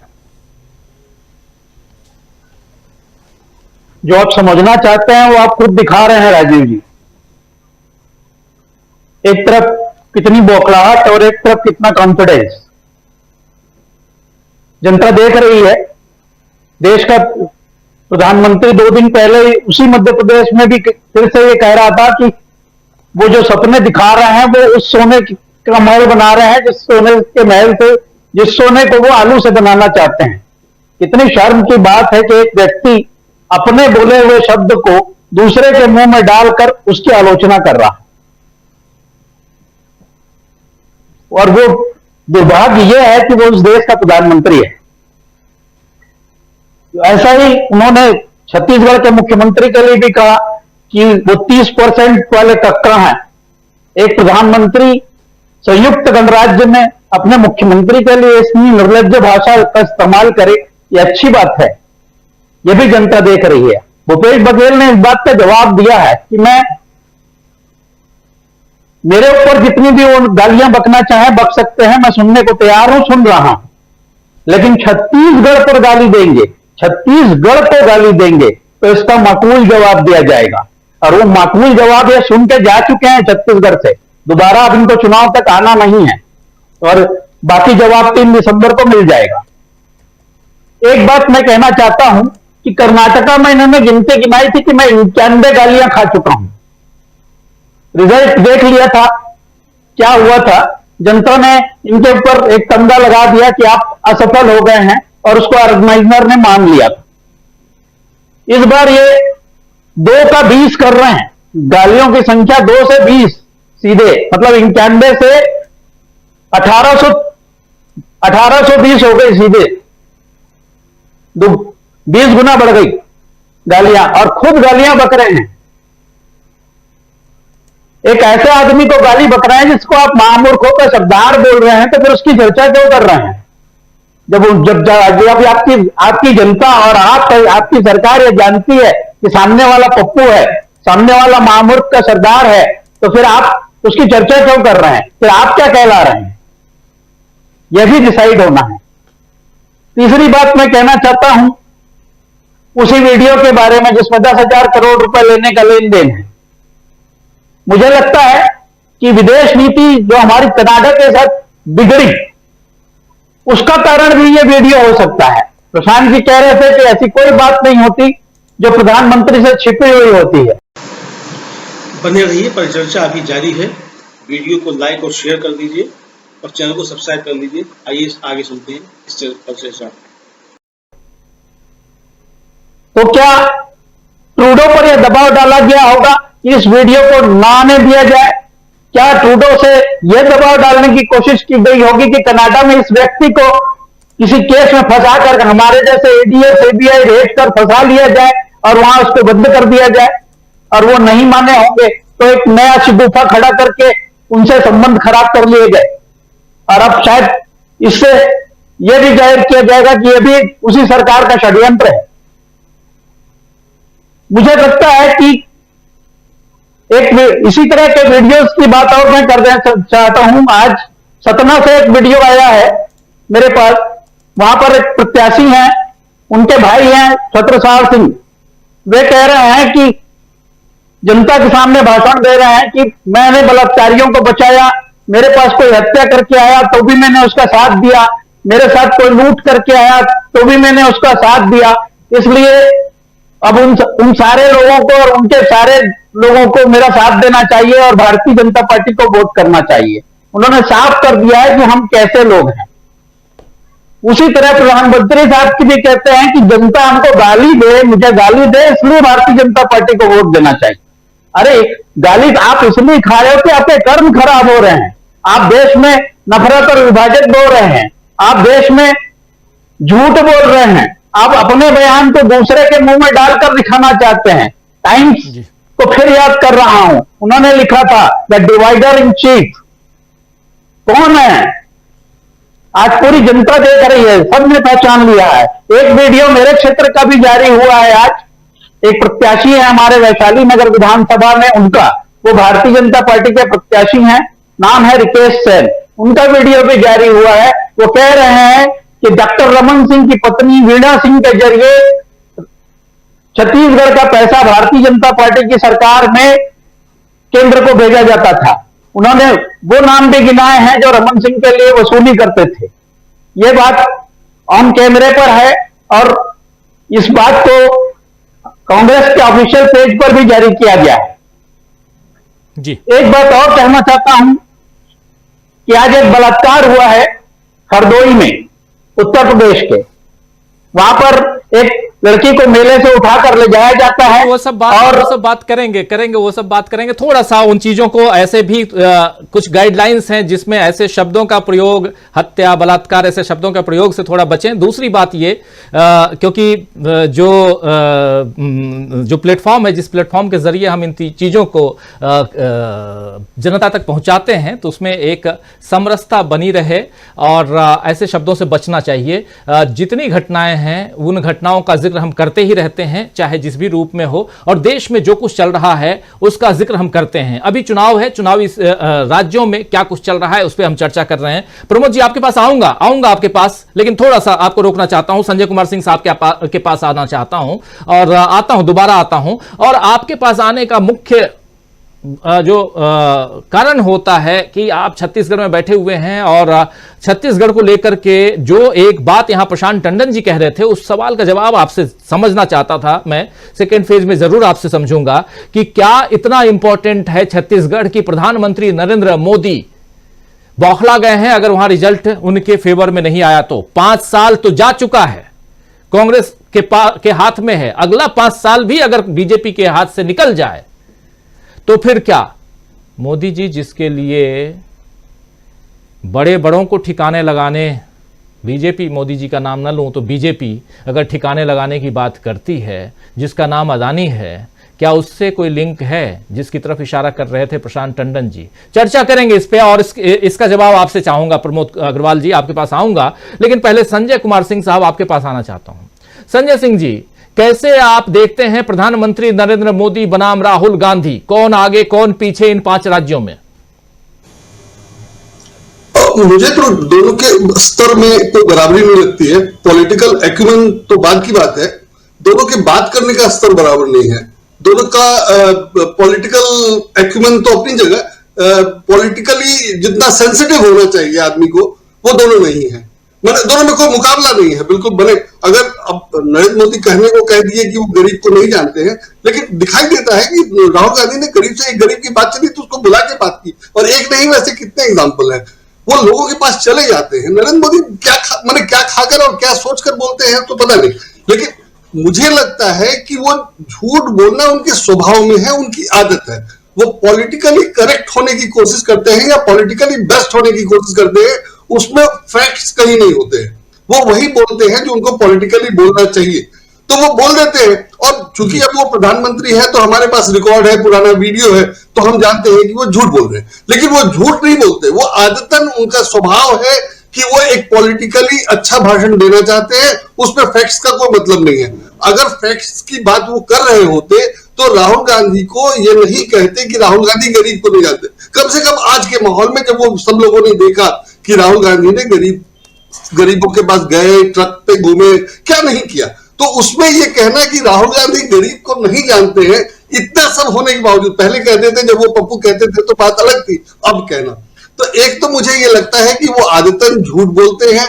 झूठ वो जानबूझकर बोलते हो या ना बोलते हो, मैं उसको झूठ नहीं कहूंगा, मैं कहूंगा कि वो पॉलिटिकली करेक्ट होने की भाषण देते हैं या पॉलिटिकली बेस्ट भाषण देते हैं, जो फैक्ट नहीं होता है। उसको झूठ नहीं बोले, वो फैक्ट नहीं होता, पॉलिटिकली क्वालिटी भाषण होता होगा उनके हिसाब से। और अब चूंकि ये पूरी तरह पता चल गया है कि वो झूठ होता है और सब लोग मान गए हैं, और अब उनके झूठ को झूठ बताने के लिए सबूत देने की भी जरूरत नहीं है। जैसे राहुल गांधी ने कह दिया कि 5 नीमच में कारखाने खोलने की बात की और कारखाने खुले ही नहीं है, तो ये वो जानते हैं, और वो ये जानते हैं कि उसको डिनाई नहीं कर सकते, वो कह नहीं सकते। मतलब आइडियली होना ये चाहिए था कि राहुल गांधी अगर मूर्ख है तो ये साबित करना चाहिए था कि हाँ उन्होंने ये कहा जबकि वो गलत है, वो जानते नहीं है, फैक्ट ये है वगैरह वगैरह, तो इस ढंग से वो प्रूव कर सकते थे। लेकिन उन्होंने जिस ढंग से मूर्ख कहा उससे लगता है, बहुत क्लियर है कि वो पॉलिटिकली करेक्ट और पॉलिटिकली क्वालिटी भाषण देना चाहते हैं, जो उनकी रणनीति है या उनकी शैली है, तो वो उसी ढंग से अपना भाषण दे रहे हैं। और उसमें उनकी नाराजगी, उनका गुस्सा, उनकी हताशा सब दिख रही है। हम लोग जानते हैं कि पहले जो कांग्रेस के रास्ते में रोड़ा बनता रहा है उसको कैसे बर्बाद किया गया, इंक्लूडिंग राहुल गांधी, अभी भी जैसे कोशिशें चल रही है। तो उसमें अगर कोई ये आरोप लगा रहा है, वीडियो जारी कर दे रहा है बातचीत का, और आप उसके खिलाफ कुछ कर नहीं पा रहे हैं, प्रशांत जी ने जो कहा, और अभी फिर ये कहा कि कनाडा से संबंध इसी कारण खराब हो सकते, मुझे इसमें कोई डाउट नहीं है कि ये सब इस लेवल पे हुआ होगा, कोशिशें हुई होगी, और सबके बावजूद अगर उसको रोका नहीं जा सका तो आप समझ सकते हैं कि हताशा कितनी ज्यादा होगी। और वो हताशा इसलिए भी है कि जब ये कोशिश थी कि किसी भी तरह सत्ता में आ जाओ और सत्ता में रहेंगे तो सब ठीक हो जाएगा, और वो नहीं हो रहा है, तो आगे के लिए तो बिल्कुल अंधेरा ही नजर आ रहा है। पुरानी व्यवस्था हमारे यहाँ ये रही थी कि पॉलिटिशियन एक दूसरे का नुकसान नहीं करते थे और आगे का भविष्य सुनिश्चित करते थे। लेकिन अभी इन्होंने जिस ढंग से किया है, जिस ढंग से लड़ाई मोल ली है, जिस ढंग से लोगों को परेशान किया है, जिस ढंग से साथी पॉलिटिशियंस को जेल में रखा है, उसमें इनको पता है कि आगे क्या होने वाला है, इसलिए इनकी हताशा बहुत ज्यादा है और वो दिखाई दे रहा है। चूंकि कोई लेवल नहीं है, कोई क्वालिटी नहीं है, वो इसलिए उनके भाषण में दिखाई दे रहा है। अगर लेवल और क्वालिटी होती तो वो तैयारी करके जाते और बोलते कि राहुल गांधी ने ये कहा है, दिस द फैक्ट, और वो मूर्ख है, इसमें कोई दिक्कत नहीं है। अगर ऐसा हो या उनके पास एग्जाम्पल्स होते, और मुझे नहीं लगता कि ढूंढा नहीं जा सकता है, ढूंढा जा सकता है, कम से कम देखने में सही लगे ऐसा बोला जा सकता है। लेकिन वो सब इसकी जरूरत ही नहीं समझते हैं। वो जानते हैं कि हम राहुल गांधी को मूर्ख कह देंगे, और व्हाट्सएप पे ये प्रचार चल रहा है कि कांग्रेस जो है हिंदू विरोधी है, दोनों मिला के काम चल जाएगा, और सुप्रीम कोर्ट ने कह दिया कि दिवाली के दिन पटाखा नहीं छोड़ना है, तो सारी दुनिया हिंदू विरोधी है, हम हिंदू के पक्ष में है, तो मैक्सिमम वोट हमको मिल जाएगा और हम चुनाव जीत जाएंगे। ये उनकी रणनीति है और उनके पास यही है। अब ये पूरी तरह फेल हो रहा है चारों तरफ से, एक दो तरफ से नहीं, 4-5 पिन लग गए और सब तरफ से पिचकने वाला है, तो उनकी हताशा इसीलिए बहुत ज्यादा है, मुझे ऐसा लगता है। राजीव जी बिल्कुल। क्या डॉक्टर दीपक पाचपोर जी, ये हताशा में दिया गया भाषण है या सोची समझी रणनीति के तहत राहुल गांधी को मूर्खों का सरदार साबित करके, क्योंकि इस वक्त जबकि राहुल गांधी ने पूरी 5 राज्यों में कहें तो कांग्रेस की तरफ से जो लीड की है, कांग्रेस की तरफ से कह भी रहे थे कि कई बार आ गया मैं अब मध्य प्रदेश में, और इस वक्त राहुल गांधी जयपुर में है, राजस्थान में, और कल छत्तीसगढ़ पहुंचेंगे और चुनाव को बहुत ही तैयारी, एक देखा जाए तो प्लानिंग के साथ उसको लीड करते हुए दिखाई दे रहे हैं। और ये हताशा है या कुछ और है? क्या यहां पर 2-3 हताशा हार की है? पहले से जो प्रशांत टंडन जी कह रहे थे कि भाई प्रधानमंत्री हैं, पूरी मशीनरी उनके साथ है, सब कुछ उनको पहले से पता होता होगा कि कहां क्या चल रहा है, या कुछ और? क्या कुछ आप देखते हैं? और खासकर अगर छत्तीसगढ़ के संदर्भ में देखा जाए, क्योंकि वहां भी प्रधानमंत्री नरेंद्र मोदी सीधा 30% की सरकार कह के आए थे, 30% वाले काका कह के आए थे, जिनको भूपेश बघेल को। ये वही पिच नहीं है जिस पिच पे कांग्रेस खेल रही थी, और उस पिच पे बैटिंग करने आ गए प्रधानमंत्री नरेंद्र मोदी, क्योंकि कांग्रेस वहां कह रही 50% की सरकार शिवराज सिंह चौहान को, 40% सरकार कह के आई थी कांग्रेस कर्नाटक में। बस आपको याद होगा कि जब उनकी सरकार थी, बीजेपी की सरकार थी, मुंबई की सरकार थी, तब निश्चित रूप से देखिए, सबसे पहली बात जो हो रही है कि राजनीतिक विमर्श जो भारतीय जनता पार्टी की ओर से गढ़ा जा रहा है, उसमें कोई सुसंगतता है ही नहीं, कोई तार्किकता ही नहीं है। अब आप देखिए कि छत्तीसगढ़ से अगर मैं शुरू करूं तो छत्तीसगढ़ में आपने भारतीय जनता पार्टी ने घोषणा कर दी कि यहां पर आपको हम 2100 रुपए प्रति क्विंटल धान का रेट देंगे। अरे भाई, जब कांग्रेस ने पहले से 3200 का कह रखा है तो भला 2100 में आपके लिए कौन एग्री करेगा, कौन मतदाता आपके पास जाएगा? दूसरी बात, अगर ये हो रहा है किसी चीज में लीड लेते हैं, मान लीजिए उन्होंने कहा कि यहाँ पे हर विवाहित महिला को हम 12,000 रुपए सालाना जो है वो राशि देंगे, तो कांग्रेस ने एक कदम आगे बढ़ के उसको 15,000 कर दिया। तो एक जो पहले जो विचार विमर्श के साथ कोई भी चीज होती थी कि केंद्रीय शीर्ष नेता जो कोई आता था वो यहाँ पर आकर कुछ बोलता है तो पहले प्रॉपर्ली उसकी ब्रीफिंग होती है, पता किया जाता है कि स्थानीय क्या समस्या है, कौन से इश्यूज है, उसके बारे में क्या कहा जाए। लेकिन फिलहाल ऐसा हो गया है कि कहीं पर कोई भी तालमेल नहीं है। और सबसे बड़ी बात तो यह है कि सारा आपने बोझ डाल दिया है मोदी जी पर, और भला मोदी जी किससे विमर्श करेंगे, मोदी जी किसकी बात सुनेंगे? है कोई यहाँ पर पूरे भारतीय जनता पार्टी में जो जाके उन्हें बता सके, समझा सके? क्योंकि वो जानते हैं कि मैं सर्वज्ञानी हूं, मुझे आप क्या समझाएंगे? न तो नड्डा साहब उन्हें कुछ बता सकते, ना अमित साहब बता सकते, कोई भी भारतीय जनता पार्टी का ऐसा नेता नहीं है जो उनके समकक्ष खड़ा होकर उनसे बात कर सके। यहां तक कि राजनाथ सिंह जब आए छत्तीसगढ़ तो वहां भी यही हालत है। तो पूरी जमा हताशा में उठाया हुआ उनके जो पूरा का पूरा कंटेंट पिछले कुछ दिनों से देखिए इतना बेतरतीब हो गया है, ऐसा कुछ और तार्किक किस्म का हो गया। भूपेश बघेल से जब आप कह रहे हैं कि 30% की सरकार है, तो आप तो पहले ही 40% के मामले में कर्नाटक में मार खा चुके हैं और 50% के मामले में मध्य प्रदेश में मार खाने जा रहे हैं। ये बात भी बहुत स्पष्ट हो गई है। तो आपकी 30% की बात को कौन सुनेगा? नंबर 2, यहां पर पिछले 5 साल से अगर भूपेश बघेल की सरकार चल रही है तो यहाँ के मतदाता कुछ तो सोच रहे होंगे, कुछ तो वो भी जान रहे होंगे। आपके कहे से सामने बैठे जो लोग हैं, सामने बैठे जो लोग बुलाए गए हैं, कुर्सियां जिन्हें ऑफर की गई है, खाने पीने का इंतजाम है, वो शायद आपकी बात पे ताली बजा सकते हैं। देखिए, आज उन्होंने जब महामूर्ख का सरदार कहा, ये मुझे एक ऐसे एक्टर का ख्याल आता है जिसको पता है कि मैं स्टेज पर हूं और मेरा ड्रामा जो है फ्लॉप होने जा रहा है, उसको जानकारी हो गई है, वो जान रहे कि इसकी बहुत अच्छा ड्रामा मैं नहीं कर रहा हूं। तो उसके लिए क्या करता है कि वो बदहवासी में कुछ कॉमेडी करने की कोशिश करता है, वो कुछ संभालने की कोशिश करता है, जिसमें उसका मामला और बिगड़ता जाता है। आप याद कीजिए, राजस्थान में उन्होंने जिस अंदाज में लाल डायरी की बात उठाई थी, ऐसा जैसे बहुत बड़ा सस्पेंस। आपने बहुत पहले एक फिल्म देखी होगी, बड़ी मजेदार फिल्म आई थी, उसका नाम था प्यार किए जा, जिसमें महमूद जो है एक हॉरर फिल्म की स्टोरी सुना रहा है अपने पिता ओम प्रकाश को। उसके लिए उसे फिल्म फेयर का अवार्ड नहीं मिला था महमूद को। वो जिस अंदाज में बताता है कैसे श्मशान घाट का दरवाजा खुलता है, भूत आता है, पानी टपक रहा है, वगैरह वगैरह। तो मुझे ऐसा लगता है कि अब उस अंदाज में उतर गए जो इतना स्तरहीन है, ऐसा बिल्कुल नहीं लगता। न तो कंटेंट के मामले में लगता है कि देश का प्रधानमंत्री बोल रहा है, और ये भी नहीं पता चलता कि ऐसा कोई इनके पास मुद्दा कहने को रह गया है। इस देश के पास बहुत ही शानदार, बहुत ही गरिमामय प्रधानमंत्रियों की एक पूरी की पूरी कतार है, परंपरा है। यहाँ के देश के लोगों ने उन सबको सुना है, देखा है। जब वो इस मामले में मोदी की तुलना करते हैं, और कम से कम आज जिनका जन्मदिन है नेहरू जी का, उस दिन तो कम से कम उन्हें समझ जाना चाहिए था कि मुझे किस शालीनता से और किस तरीके से जो है वो मुझे आज भाषण करना चाहिए। ये उनकी हताशा है, और मुझे ऐसा लगता है कि ये अच्छी बात है कि अब 2-3 ही दिन उन्हें और मेहनत करनी, कम से कम मध्य प्रदेश और छत्तीसगढ़ में। उसके बाद छूट के पता नहीं कहां जाएंगे और कहां बात करेंगे। मिजोरम तो जाएंगे नहीं, तेलंगाना भी जाएंगे नहीं, अब राजस्थान वालों को झेलना है। राजीव जी, मेहनत इसके बाद मोदी जी राजस्थान जाएंगे और आमना सामना होगा मोदी जी का राहुल गांधी से। जिस मैदान में मोदी जी भाषण देंगे उस मैदान में राहुल गांधी भी रहेंगे, और वहां पर चल रहा है कि आखिर किसकी सभा में कितनी भीड़ होगी, देखना होगा।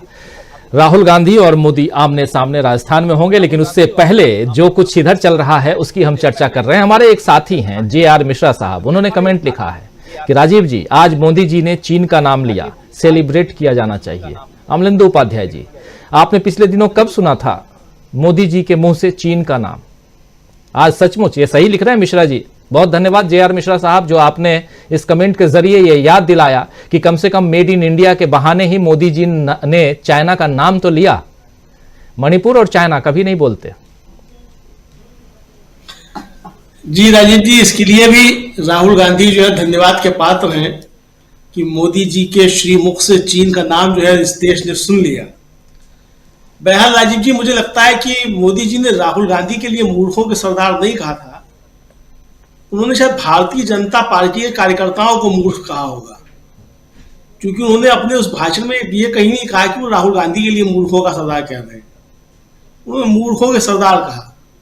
तो अब जाहिर सी बात है कि जिसने भारतीय जनता पार्टी को वोट दिया उसके बाद वो कह रहा है कि कमल की भूल हमारी भूल, क्या कमल का फूल हमारी भूल, तो उसी को कह रहे होंगे प्रधानमंत्री, किसी और को नहीं कह रहे होंगे।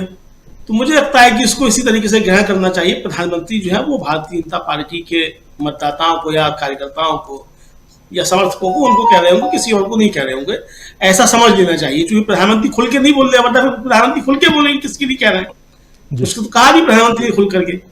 लेकिन राजीव जी, इसमें बात सही है कि मुझे लगता है कि ये जो देवेंद्र तोमर का मसला है ये काफी बड़ा मसला बनता जा रहा है, और ये सिर्फ विधानसभा के चुनाव तक नहीं है।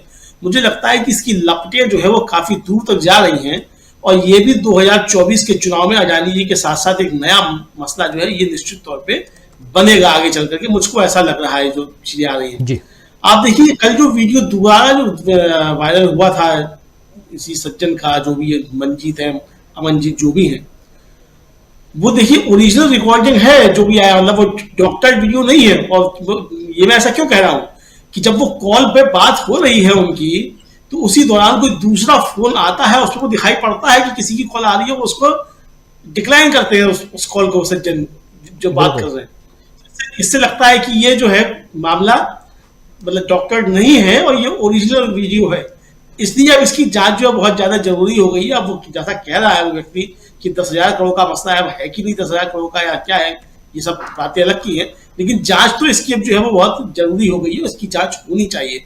और मुझे लगता है ये प्रधानमंत्री अगर ईमानदार हैं और भ्रष्टाचार के खिलाफ बहुत ज्यादा सख्त हैं, तो प्रधानमंत्री को आगे बढ़ के स्वयं इसकी घोषणा करनी चाहिए कि इस मामले की जांच जो है वो होगी और एजेंसियां इसकी जांच करेंगी।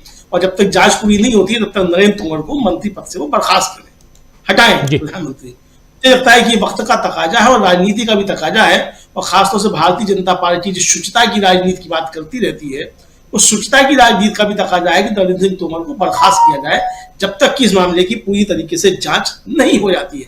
और अगर ऐसा नहीं होता है तो ये माना जाएगा कि प्रधानमंत्री का इस मामले में बर्खास्त प्राप्त है। चुनाव का तकाजा बताइए अमलेंदु जी, चुनाव का तकाजा क्या है वो बताइए।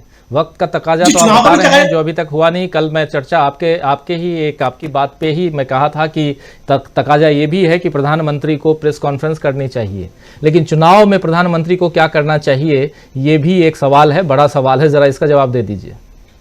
मुझे लगता है राजीव जी, प्रधानमंत्री मध्य प्रदेश में थे, वहीं से उनको घोषणा करनी चाहिए थी चुनाव के तकाजा। चुनाव में अगर जीतना है और ये मसला बड़ा बनता जा रहा है तो प्रधानमंत्री से बात करनी चाहिए। तमाम भारतीय जनता पार्टी के लोग जब छत्तीसगढ़ में जाते हैं तो महादेव ऐप की बात कर रहे हैं, और आप मध्य प्रदेश में और आप नरेंद्र सिंह तोमर के बेटे की बात नहीं कर रहे हैं, तो चुनाव का भी तकाजा यही है। तो कुल मिलाकर के प्रधानमंत्री हर तरीके से फंसे हुए हैं, और चूंकि ये दबाव बढ़ता जा रहा है राजीव जी, इसलिए प्रधानमंत्री के मुखारबिंद से इस तरीके के शब्द निकल रहे हैं। बिल्कुल, ये एक तरीके से राहुल गांधी का जो है, जो उनका कॉन्फिडेंस बोल रहा है कि 145 से 150 सीटें हम मध्य प्रदेश में जीत रहे हैं, मुझे लगता है कि वो कॉन्फिडेंस राहुल गांधी का जो है वो तो है अपना आत्मविश्वास, लेकिन राहुल गांधी के आत्मविश्वास ने प्रधानमंत्री का जो आत्मविश्वास है वो लड़खड़ा दिया है। तो प्रधानमंत्री अब जो आत्मविश्वास के साथ जो फेंकते हैं वो फेंक भी नहीं पा रहे हैं, ये समस्या प्रधानमंत्री के साथ हो गई है। तो इसलिए मुझे लगता है कि राहुल गांधी ने जिस तरीके से हमले किए हैं प्रधानमंत्री की देह भाषा पे, प्रधानमंत्री की भाषा पे और प्रधानमंत्री के मानसिक स्थिति जो है उस पर जबरदस्त उसका असर हुआ है, और हो सकता है कि प्रधानमंत्री को लग रहा हो कि ये चीजें आगे जाकर के बड़ी हो जाएंगी और भारतीय जनता पार्टी के लिए संकट ज्यादा खड़े हो जाएंगे। चुनाव में तो हो ही रहे, 5 राज्यों के चुनाव में हो ही रहे हैं, और आगे जाकर के लोकसभा के चुनाव में भी संकट बड़े हो सकते हैं। तो प्रधानमंत्री को अभी चीजें समझ में आने लगी हैं, और जो उनके सोर्सेज होंगे उनसे खबरें आ रही होंगी, जो इंटेलिजेंसी खबरें आ रही होंगी, उनके पास जो सूचनाएं आ रही होंगी, उससे भी प्रधानमंत्री को तमाम सारी सूचनाएं मिल रही होंगी। आइए जरा समझ लेते हैं प्रोफेसर अखिल स्वामी जी से कि ये जो परिस्थितियां राहुल गांधी ने पैदा कर दी हैं कि प्रधानमंत्री को कई ऐसे शब्दों का प्रयोग करना पड़ रहा है, और जिस पर हम लोग भी चर्चा कर रहे हैं, लेकिन राहुल गांधी इस पर कोई प्रतिक्रिया नहीं दे रहे हैं, सवाल पूछ रहे हैं। राहुल की स्ट्रेटेजी क्या है? प्रोफेसर अखिल स्वामी जी, राहुल सवाल पे सवाल कर रहे हैं और मोदी जी तिलमिलाए जा रहे हैं, बौखलाए जा रहे हैं। क्या राहुल जिस स्ट्रेटेजी के साथ आगे बढ़ रहे हैं, ये स्ट्रेटेजी आने वाले समय में न सिर्फ इन 5 राज्यों के चुनाव बल्कि 2024 के लिए भी, इंडिया गठबंधन के लिए भी एक नई राह या कहें तो नया रास्ता बनते हुए आपको दिखाई देता है? देखिए राजीव जी, आपने प्रश्न पूछा कि राहुल गांधी की स्ट्रेटेजी क्या है और मोदी जी की स्ट्रेटेजी क्या है। देखिए, जो मैं समझा, जो मुझे लगता है, देखिए हो सकता है मोदी जी सही हों, क्योंकि मोदी जी ने कहा कि ये मूर्खों का सरदार है। देखिए, मोदी जी की मेरे ख्याल से विचारधारा ये है कि ये 4000 किलोमीटर पैदल चलना, एक टी शर्ट में घूमना, गरीब लोगों को गले लगाना, अपने घर में खाना खिलाना, ट्रक में यात्रा करना और वहां पे केदारनाथ के अंदर जाके मौनी बाबा से जाके उनसे मिलना, मौनी बाबा का आशीर्वाद लेना और केदारनाथ यात्रा करना, मोदी जी को लगता है ये सब मूर्खता है। मोदी जी को लगता है कि इससे बेहतर यह है राजनीतिक रूप से सफल होने के लिए कि किसी एक पूंजीपति को पकड़ो, उस पूंजीपति को देश की सारी संपत्तियां बेचो, उस सारी संपत्ति को ट्रांसफर कराओ मनी लॉन्ड्रिंग के माध्यम से, पीएम केयर फंड पे लोगों को जानकारी मत दो, जो चुनावी बॉन्ड हैं उनकी जानकारी मत दो, तुम्हारे पास इतना ज्यादा पैसा हो कि वोटों को खरीद सको, और जो दोबारा विपक्षी दल है उसको। तो मुझे लगता है मोदी जी को ऐसा लगता है कि जो राहुल गांधी कर रहे हैं, जो प्यार की नदी बहाने का प्रयास कर रहे हैं और जो सारी चीजें कर रहे हैं, गरीबों से मिल रहे हैं, उनसे गले मिल रहे हैं, उनके पैदल चल रहे हैं, ये सारी चीजें मुझे ऐसा लगता है मोदी जी को लगता है मूर्खता है। बुद्धिमान व्यक्ति वो होता है जो कि दिन में 5 ड्रेस बदलता है, जो 12 करोड़ की गाड़ी में घूमता है, जो 10,000 करोड़ के हवाई जहाज में घूमता है, जो बड़े बड़े पूंजीपतियों के साथ बैठक करता है, जो दूसरे देश के राष्ट्रपति की पत्नी को 7.5 कैरेट का हीरा भेंट करता है, अपने देश के मणिपुर की सताई हुई महिलाओं से मिलने नहीं जाता है। तो मुझे ऐसा लगता है मोदी जी को जो राहुल गांधी कर रहे हैं मूर्खता है, और राहुल गांधी को ऐसा लगता है कि नहीं, देश की जड़ों से मिलना आवश्यक है, उनसे एक प्रकार का संपर्क करना आवश्यक है, गरीबों से मिलना ज्यादा आवश्यक है। पूंजीपतियों से जैसे उन्होंने अडानी से मिलने से इनकार कर दिया, मेरे ख्याल से राहुल गांधी एक मैसेजिंग कर रहे हैं, वो एक सेगमेंट को एड्रेस कर रहे हैं और मोदी जी एक सेगमेंट को एड्रेस कर रहे हैं। एक लास्ट बात कहता हूं, आपने अमलेंदु जी से पूछा मोदी जी की चुनावी रणनीति क्या होनी चाहिए, चलिए मैं बता देता हूं। अगर मैं मोदी जी का सलाहकार होता, मैं कोई अवमानना नहीं कर रहा हूं, मेरा कोई ऐसी मंशा भी नहीं है, मैं केवल विश्लेषण कर रहा हूं, एक प्रोफेसर की तरह से अपना एक सलाह दे रहा हूं। अगर मोदी जी 2 काम कर दें तो अभी भी बीजेपी 2024 में जीत सकती है। पहला वो ये करें कि जसोदा बहन को बाय इज्जत अपनी कोठी में ले आए, बंगले में ले आए, और जितनी भी आज से पूजा संपन्न हो, उन सारी पूजा संपन्न में जो सनातन धर्म का मूल आधार है, पत्नी को वाम अंग में वीरा बजवाएं और पत्नी को अपना जो उसका अधिकार है, जो नारी का सम्मान है, उसको वापस दिलाएं। अगर वो जसोदा बहन को अपना जो उनके पत्नी के रूप में अधिकार हैं, क्योंकि तलाक अभी दिया नहीं है, अगर उनको फिर सम्मानित रूप से स्थापित कर दें तो देश की जनता इसको अच्छी तरह से देखेगी। नहीं करेंगे तो नहीं देखेगी। दूसरा, अगर मोदी जी ये करें, मणिपुर चले जाएं और कुकी और मैती समाज के टेंटों में 2 दिन रह लें,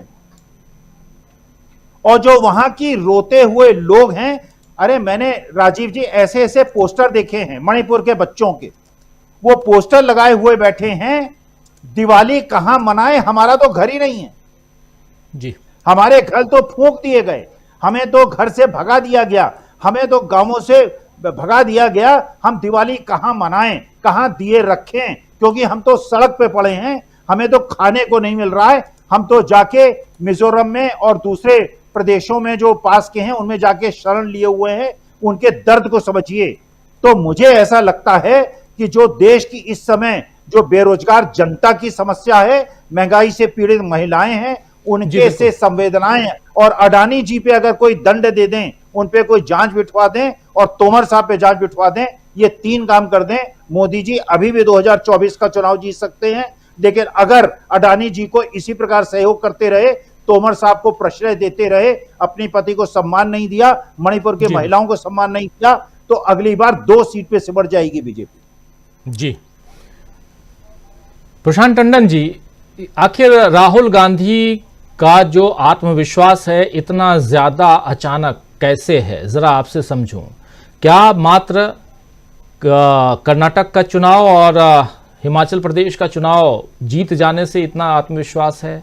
क्या भारत जोड़ो यात्रा मात कर लेने से ये आत्मविश्वास है, या कुछ और है? जरा इसके दूसरे पक्ष को आपके जरिए समझना चाहता हूं, क्या कुछ आप देखते हैं? जी राजीव जी, देखिए, राहुल गांधी और मोदी में मूल अंतर यही है कि राहुल गांधी सिर्फ राजनेता है, मोदी साहब राजनेता और अभिनेता दोनों हैं। तो उसमें अंतर यह आ जाता है कि राहुल गांधी चाहे भी झूठ बोलना तो वो झूठ नहीं बोल सकते, वो किसी से ये नहीं कह सकते कि वो कह सकते हैं, राहुल गांधी मान लीजिए होते और उनके सामने एक कोई लड़की चढ़ रही होती खंबे पर, तो राहुल गांधी यही कहते कि भाई उतर जाओ, पुलिस को कहते कि भाई उनको उतारो, यहाँ आपसे बात करेंगे, उनको मंच में ले आओ, हम अभी बात करेंगे आपसे। जी। राहुल गांधी ये नहीं कह पाते कि वहां शॉर्ट सर्किट है, जो कि नहीं था। तो ये बेसिक अंतर है। तो उसमें देखिए, अभी जब राजस्थान पहुंचेंगे हम, चुनाव जब राजस्थान पहुंचेगा, जी जी, क्योंकि मध्य प्रदेश में मोदी जी भी जानते हैं कि कुछ है नहीं, और हम सब जानते हैं जी कि वो, और क्या पता वो चाहते भी हों कि मध्य प्रदेश का नतीजा वैसे ही आए जैसा कि संकेत मिल रहे हैं। राजस्थान में उनको लगता है कि हाँ यहाँ कुछ हो सकता है। तो राजस्थान में जब वो जाएंगे तो बहुत उनको, उनकी स्पीचेस को आप पहले से अंदाज लगा सकते हैं कि वो क्या करेंगे। मोदी साहब वहां पे जाकर सिर्फ हिंदू मुसलमान करेंगे, जिसकी एक वानगी वो दे चुके हैं, और अगली बार जब वो जाएंगे तो वो यही करेंगे। ये मोदी साहब की पॉलिटिक्स का, राजनीति का केंद्र है। और जो लोग नजदीक से मोदी साहब को जानते हैं, अगर आप उनसे कहीं मिलें और बात करें, तो आपको ये बताएंगे कि मोदी साहब अपनी राजनीति के लिए कुछ भी कर सकते हैं। वो भी कर सकते हैं जो अखिल स्वामी जी बता रहे हैं, सत्ता के लिए वो कुछ भी कर सकते हैं। 2024 के जीत का मंत्र अखिल स्वामी जी ने दे दिया है। हाँ, मतलब वो हो सकता है कि 3 दिसंबर के बाद वो ये भी सोच लें कि राहुल गांधी की तरह पदयात्रा पर निकलना अगर फायदेमंद है तो वो ये भी कर सकते हैं। तो फिलहाल तो देखिए, राजस्थान जब वो जाएंगे तो राहुल गांधी और मोदी साहब में जो आमना सामना वहाँ होगा, वो यही होगा कि राहुल गांधी वहाँ पे विकास की बात करेंगे, और मोदी साहब एक वो जो उनको एक तमगा मिला हुआ है टाइम मैगजीन की तरफ से डिवाइडर इन चीफ का, वो डिवाइडर इन चीफ की बात करेंगे, वो समाज को बांटने वाली बात करेंगे।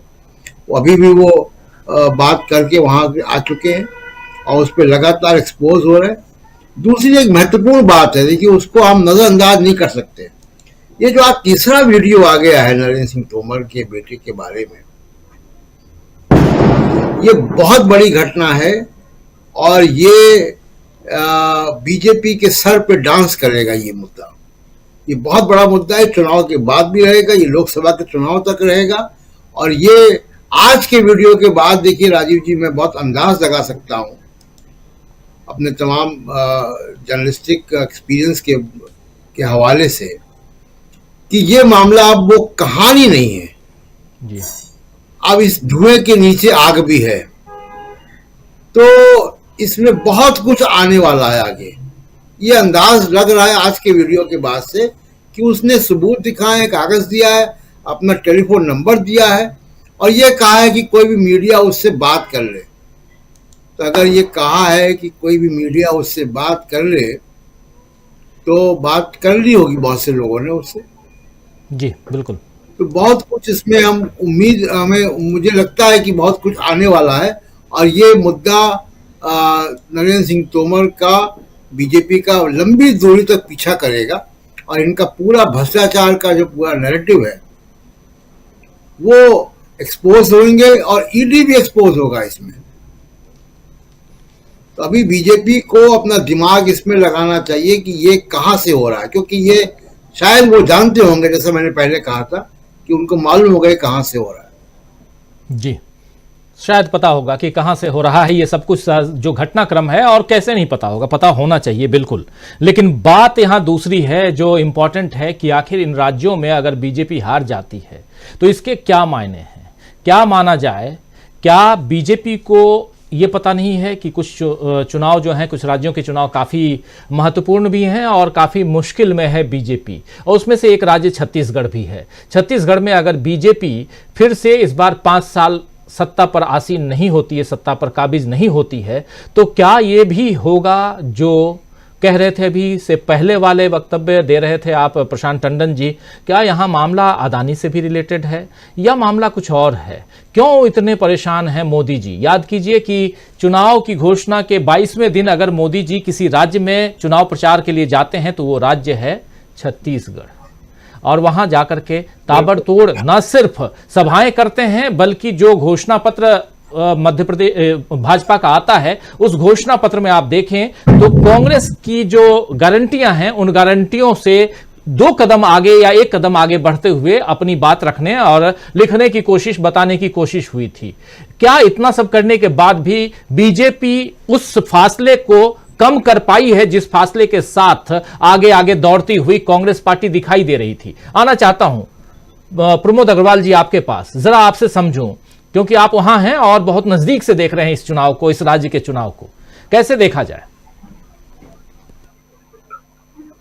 एक बहुत पुरानी बात बताना चाहता हूं।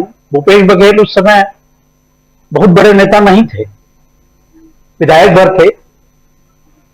भिलाई स्टील प्लांट को बस्तर के राव घाट से कच्चा लोहा लाने की बात चल रही थी। भिलाई स्टील प्लांट के कैप्टिव माइंस दिल्ली, राजरा और हिर्री जो है उसमें लोहा खत्म हो रहा था। भिलाई स्टील प्लांट के अस्तित्व का सवाल था और वहां की जो माइंस थी राव घाट की, वो एक प्राइवेट कंपनी नेटो को दे दी गई थी। उसके खिलाफ उन्होंने बहुत बड़ा जन आंदोलन किया था, बहुत लड़ाइयां लड़ी, मारपीट भी खाई, और लेकिन वो यह करने में कामयाब रहे कि उन्होंने रावघाट निजी हाथों में नहीं जाने दिया। अब जबकि वो मुख्यमंत्री हैं, वो अपने राज्य का। बने रहिए, परिचर्चा अभी जारी है। वीडियो को लाइक और शेयर कर दीजिए और चैनल को सब्सक्राइब कर लीजिए। आइए आगे सुनते हैं इस परिचर्चा। गोबर तक किसी को देने को तैयार नहीं है। वो अपने यहाँ की खदानें और अपने यहाँ के कारखाने किसी निजी हाथों में जाने कैसे दे सकते हैं? उन्होंने नगर मार्ग प्लांट के लिए अभी 2 साल पहले ही कहा था कि अगर केंद्र इसका निजीकरण करेगा तो उसे छत्तीसगढ़ सरकार खरीद लेगी। मतलब वो अस्मिता से खिलवाड़ बिल्कुल बर्दाश्त करने को तैयार नहीं है। यह बात सही है कि अडानी जी कोयला चाहते हैं छत्तीसगढ़ से, अडानी जी ने सीमेंट कंपनी पर कब्जा कर ही लिया है छत्तीसगढ़ में। अडानी जी के लिए ऊर्जा बहुत बड़ा क्षेत्र है और ऊर्जा के लिए कोयला चाहिए। यात्री ट्रेनों को रोक दिया जाता है छत्तीसगढ़ में, रद्द कर दिया जाता है अडानी जी का कोयला पहुंचाने के लिए। लेकिन कटिबद्ध है शायद भूपेश बघेल में खून अभी भी जोर मार रहा है जो निजीकरण के खिलाफ है। वो गरीब जनता से आते हैं, गरीबी को पहचानते हैं, वो किसानों के हितैषी हैं, किसानों का हित जानते हैं। इसलिए दोबारा सरकार आने का तो प्रश्न ही पैदा नहीं होता है बीजेपी की यहां पर, क्योंकि जनता ने आज से नहीं लगभग 3 महीने करके रखा हुआ है कि यहां पर वापसी किसकी होनी है। बौखलाहट का कारण निश्चित रूप से वो है। ये बौखलाहट इसलिए भी है कि वो परतें खुल रही हैं जो कहती थी खाएंगा और ना खाने दूंगा, अब तो खा भी रहे हैं, खाने भी दे रहे हैं। ये सारी दुनिया जानने लगी है और अब सबूत विदेशों से आ रहे हैं। अब क्या करें, अब तो ईडी और सीबीआई भी काम नहीं करती है, इसलिए बौखलाहट स्वाभाविक है। मैं ये देखना चाहता हूं कि वो राजस्थान में किस तरह की बौखलाहट दिखाते हैं, क्योंकि उनका वहां पर बड़ा मुद्दा तो दिख ही रहा है कि सांप्रदायिकता फैलाना है। लेकिन क्या जनता सुविधाओं के नाम पर सांप्रदायिकता को प्राथमिकता देगी, यह भी एक बड़ा प्रश्न खड़ा करेगा, जो 2024 में फिर से जनता को सोचने पर मजबूर करेगा कि क्या विकास और सांप्रदायिकता में उसे किससे चुनना है। छत्तीसगढ़ की जनता ने तो चुन लिया है कि उसे विकास चुनना है, सांप्रदायिकता और हमारी संपत्तियों का विक्रय उसने नकार दिया है। यह बात एकदम तय है। जी जी बिल्कुल बिल्कुल, जो आप कह रहे हैं लगभग वही दिखाई भी दे रहा है। संजय कुमार सिंह साहब, ओवरऑल आपसे समझना चाहता हूं कि क्या यहां मोदी जी की रणनीति, राहुल गांधी की रणनीति या बीजेपी की रणनीति और कांग्रेस पार्टी की रणनीति, क्योंकि यही दोनों पार्टियां खासकर इन 3 राज्यों में छत्तीसगढ़, राजस्थान और मध्य प्रदेश में आमने सामने हैं। तेलंगाना की अभी हम बात नहीं कर रहे हैं, थोड़े दिनों बाद तेलंगाना की बात भी होगी, लेकिन वहां भी राहुल गांधी अपनी टीम को मथ के आ चुके हैं, उसमें से जो मक्खन निकालना है निकाल के आ चुके हैं और वहां काम जारी है, चल रहा है, वो दिखाई दे रहा है धरातल पे। क्योंकि वहां भी चल रहा है कि राहुल गांधी ने तेलंगाना में ये बना दिया है कि राजा और प्रजा की लड़ाई है। ये बात वहां बहुत गौर फरमाने वाली है। लेकिन क्या यहां भी जब गरीबों की बात राहुल गांधी कर रहे हैं, आज कर रहे थे, और उधर प्रधानमंत्री नरेंद्र मोदी से जब ओबीसी की बात आती है तो वो जाति से अलग हट जाते हैं। देखिए, कई अलग अलग मौके हैं, कई अलग अलग पॉइंट्स हैं जहां कांग्रेस पार्टी बहुत बारीकी से, जैसे प्रशांत टंडन जी कहते हैं कि डैशबोर्ड के अलग अलग जो स्विचेस हैं, अलग अलग जो तार हैं, उसको जोड़ने की कोशिश, वही यहां जोड़ने की कोशिश कांग्रेस पार्टी कर रही है। इतनी बारीकी से अगर गंभीरता से देखें, 3 तारीख को जब रिजल्ट आ जाएगा और रिजल्ट जैसा हम विश्लेषण कर रहे हैं उसी हिसाब से आएगा, तो हम लोग इस पर और भी गंभीरता से चर्चा जरूर करेंगे कि एक एक बात को कितनी बारीकी से यहां पर राहुल गांधी रखते हुए, प्रियंका गांधी रखते हुए नजर आ रहे हैं दोनों, जिसमें ओबीसी का मसला भी है, जिसमें अमीर और गरीब की खाई, बढ़ती हुई खाई का मसला भी है, और इन्हीं बातों के इर्द गिर्द दूसरी तरफ मोदी जी और अमित शाह जी भी नाचते हुए नजर आते हैं। क्या पूरी तरह फंसे हुए हैं मोदी, शाह पूरी तरह फंसी हुई दिखाई दे रही है बीजेपी, ऐसा माना जाए? संजय कुमार सिंह साहब, अनम्यूट कर लीजिए प्लीज। बिल्कुल, इनको चारों तरफ से घेर लिया गया है और इनकी रणनीति ऐसी थी कि उसमें बचने का कोई उपाय नहीं था। मतलब काउंटर को कैसे मुकाबला करना है वो था ही नहीं। ये मान के चल रहे थे कि हमारी ये रणनीति है और हम बढ़े जाएंगे और हमको कोई रोकेगा नहीं। मुझे याद है कि जीएसटी इम्प्लीमेंट हुआ था तो वो इतना एंटी पीपल या एंटी बिजनेस या कम से कम छोटे कारोबारियों के खिलाफ था कि कुछ कहने लायक नहीं। और जब विधानसभा चुनाव हुए और जब उसमें सरकार हार गई, जो पिछली बार हुआ था और जिसमें 3 राज्यों में सरकार हार गई थी, तो वो जीएसटी कानून के तमाम नियम जो बहुत सख्त और जन विरोधी और बिजनेस विरोधी थे, उनको तुरंत ढीला कर दिया गया। तो मेजॉरिटी का फायदा उठाकर सरकार ने ऐसे ऐसे नियम बनाए थे जो जनता और बिजनेस के खिलाफ था। तो जब वो हारने लगी या उसको बहुमत धीरे धीरे कम होने लगा, राज्यों में हारने का ये असर हुआ कि वो थोड़ी नरम पड़ी। तो इस हिसाब से ये तो क्लियर है कि राज्यों में हारने का असर होता है। और 10 साल माने लगभग 9 साल से ऊपर कांग्रेस ने ये देखा है कि इनको वोट कैसे मिलते हैं। अगर इनको वोट मिले और ये सत्ता में आई, और जिस ढंग से इन लोगों ने राहुल गांधी को डैमेज किया और नुकसान पहुंचाया या उनकी छवि खराब की, तो राहुल गांधी या कांग्रेस ने उसको पूरी तरह काउंटर करने की तैयारी की। और मैं तो हमेशा कहता हूं कि जब ये कहा जा रहा था कि ज्योतिरादित्य सिंधिया पार्टी बदल के चले गए, पायलट जाने वाले थे, राहुल गांधी कुछ कर नहीं रहे हैं, तब राहुल गांधी ने जो बहुत मैच्योरिटी से दिखाया कि जो गया उसको जाने दिया और जो नहीं गया वो रुक गया। तो मुझे अब लगता है कि अगर उस समय रोक लिया होता तो वो सब राहुल गांधी के खिलाफ अभी कितना होता, और उस समय जाने दिए उससे राहुल गांधी को कितना फायदा हुआ दिखाई दे रहा है साफ साफ। मध्य प्रदेश में अगर कांग्रेस की हालत बहुत अच्छी है तो सिर्फ इसलिए कि ज्योतिरादित्य सिंधिया चले गए और सरकार बदल गई, और जिसका वो बार बार जिक्र कर रहे हैं और जिसका फायदा हो रहा है हम सब लोग देख रहे हैं। तो मुझे लगता है कि कांग्रेस की रणनीति बहुत ही मैच्योर और बहुत ही बढ़िया से सोच समझ कर बनाई गई है, और ये देखकर बनाई गई है कि इसका मुकाबला क्या हो सकता है, जवाब क्या हो सकता है, और ये हम करेंगे क्या करेंगे तो वो क्या करेंगे तो हमको क्या करना है, जो इनके पास है ही नहीं।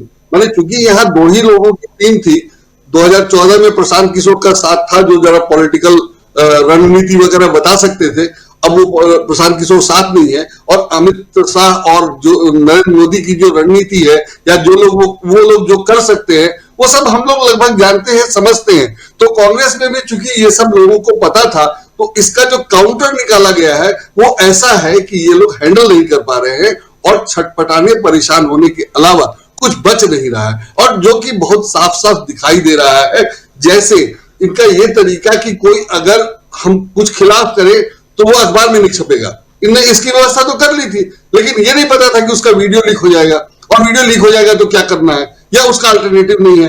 तो अब ये जो छटपटाहट है कि वीडियो लीक हो गया, मैं ये समझ रहा था कि 2 लोगों के बीच की बातचीत का वीडियो कोई तीसरा कैसे लीक कर सकता है। तो मुझे आज लगा कि शायद पेगासस से ये संभव हो और तभी 2 में से कोई एक लीक करेगा। तो मुझे, लेकिन अब तो लग रहा है कि लीक करने वाला सामने आके बता रहा है कि हाँ भैया मैंने किया है। सामने आगे बता रहा है, बल्कि टेलीफोन नंबर दे रहा है। आप पत्रकार हैं, आप बात कर सकते हैं। कह रहा है कि आप मेरे से बात कीजिए, नंबर दे रहा है, बता रहा है कि कहां रह रहा हूं, मेरा एड्रेस क्या है, आप चाहें तो उनके घर जा सकते हैं अगर कनाडा में हैं तो यही मैं कह रहा हूं कि इनकी रणनीति कितनी बुरी तरह फेल हुई है, इससे पता चलता है। ये समझ रहे थे कि भारत में कोई होगा तो उसके हम ईडी भेज देंगे, अब वो कनाडा से लीक कर रहा है, कर लो जो करना है। तो इस तरह की चीजें इन लोगों ने प्लान नहीं की थी, इन लोगों ने फोर्स ही नहीं किया था, उम्मीद ही नहीं की थी कि ये सब हो सकेगा। इसलिए बहुत ही बुरी तरह से फंसे हुए हैं और कोई निकलने का रास्ता नहीं है। गड़बड़ ये है कि आत्मविश्वास में इन लोगों ने बहुत ज्यादा गड़बड़ कर रखी है कि और बुरे फंसने की पूरी संभावना है, और धीरे धीरे जैसे जैसे आगे बढ़ेंगे ये फंसते जाएंगे। स्वामी जी ने जो उपाय बताए वो भले हम लोगों को सुनने में लग रहा है कि वो किए जा सकते हैं, लेकिन उन्होंने जो कर रखा है वो करेंगे तो और फंसेंगे, वो करेंगे तो और फंसेंगे, फिर वो फंसने लायक होगा। बिल्कुल संजय जी, बहुत सारी बातें हम लोग कर रहे हैं। हमारे साथ जुड़ गए हैं प्रोफेसर रविकांत जी, उनके पास क्लोजिंग कमेंट के लिए आऊंगा, लेकिन उनसे पहले एक सूचना जो अभी ट्वीट के जरिए जयराम रमेश ने दी है, उस सूचना को आपके सामने रखना चाह रहा हूं। इस सूचना में वो बता रहे हैं कि क्यों सोनिया गांधी और राहुल गांधी जयपुर गए। इसका खुलासा करते हुए ट्वीट किया है इस वक्त जयराम रमेश ने, और कह रहे हैं कि दिल्ली में चूंकि पॉल्यूशन ज्यादा है, प्रदूषण दिल्ली में ज्यादा है, इसीलिए इससे बचने के लिए सोनिया गांधी अगले कुछ दिनों तक जयपुर में रहेंगी और यहीं पर राहुल गांधी भी बेस्ड रहेंगे, यानी वो भी वहीं रहेंगे जयपुर में ही, और जयपुर से ही कल वो जाएंगे छत्तीसगढ़ जहां उनकी 2 सभाएं हैं। इसके बाद वो राजस्थान में 16 तारीख, 19 तारीख, 21 तारीख और 22 तारीख को सभाएं करेंगे। राजस्थान में 16, 19, 21 और 22 4 दिन लगातार राहुल गांधी राजस्थान में अपनी सभाएं करेंगे, जनसभाओं को संबोधित करेंगे, मेगा रोड शो करेंगे, सब कुछ वहां करेंगे राजस्थान में। और सोनिया गांधी भी बेस्ड होंगी अगले कुछ दिनों तक जयपुर में ये बात कह रहे हैं जयराम रमेश, जिसकी चर्चा हमने अभी शुरुआत में की थी आपसे, और कुछ विजुअल्स भी आपको दिखाए थे कि कैसे जयपुर एयरपोर्ट से बाहर निकलते हुए सोनिया गांधी और राहुल गांधी। अभी थोड़ी देर बाद फिर से उस विजुअल को हम दिखा देंगे, लेकिन इससे पहले जब संजय कुमार सिंह साहब अपनी बात रख रहे थे तो हम प्रियंका गांधी को रोड शो करते हुए देख रहे थे।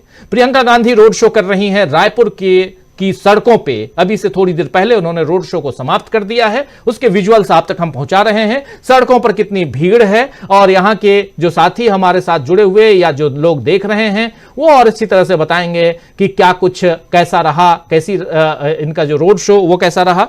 और लेकिन जो भीड़ दिखाई दे रही है, जो जनसमर्थन दिखाई दे रहा है, उससे आप अंदाजा लगा सकते हैं कि क्या माहौल है छत्तीसगढ़ में कांग्रेस पार्टी का। अब आना चाहता हूं सीधे क्लोजिंग कमेंट के लिए प्रोफेसर रविकांत जी के पास में।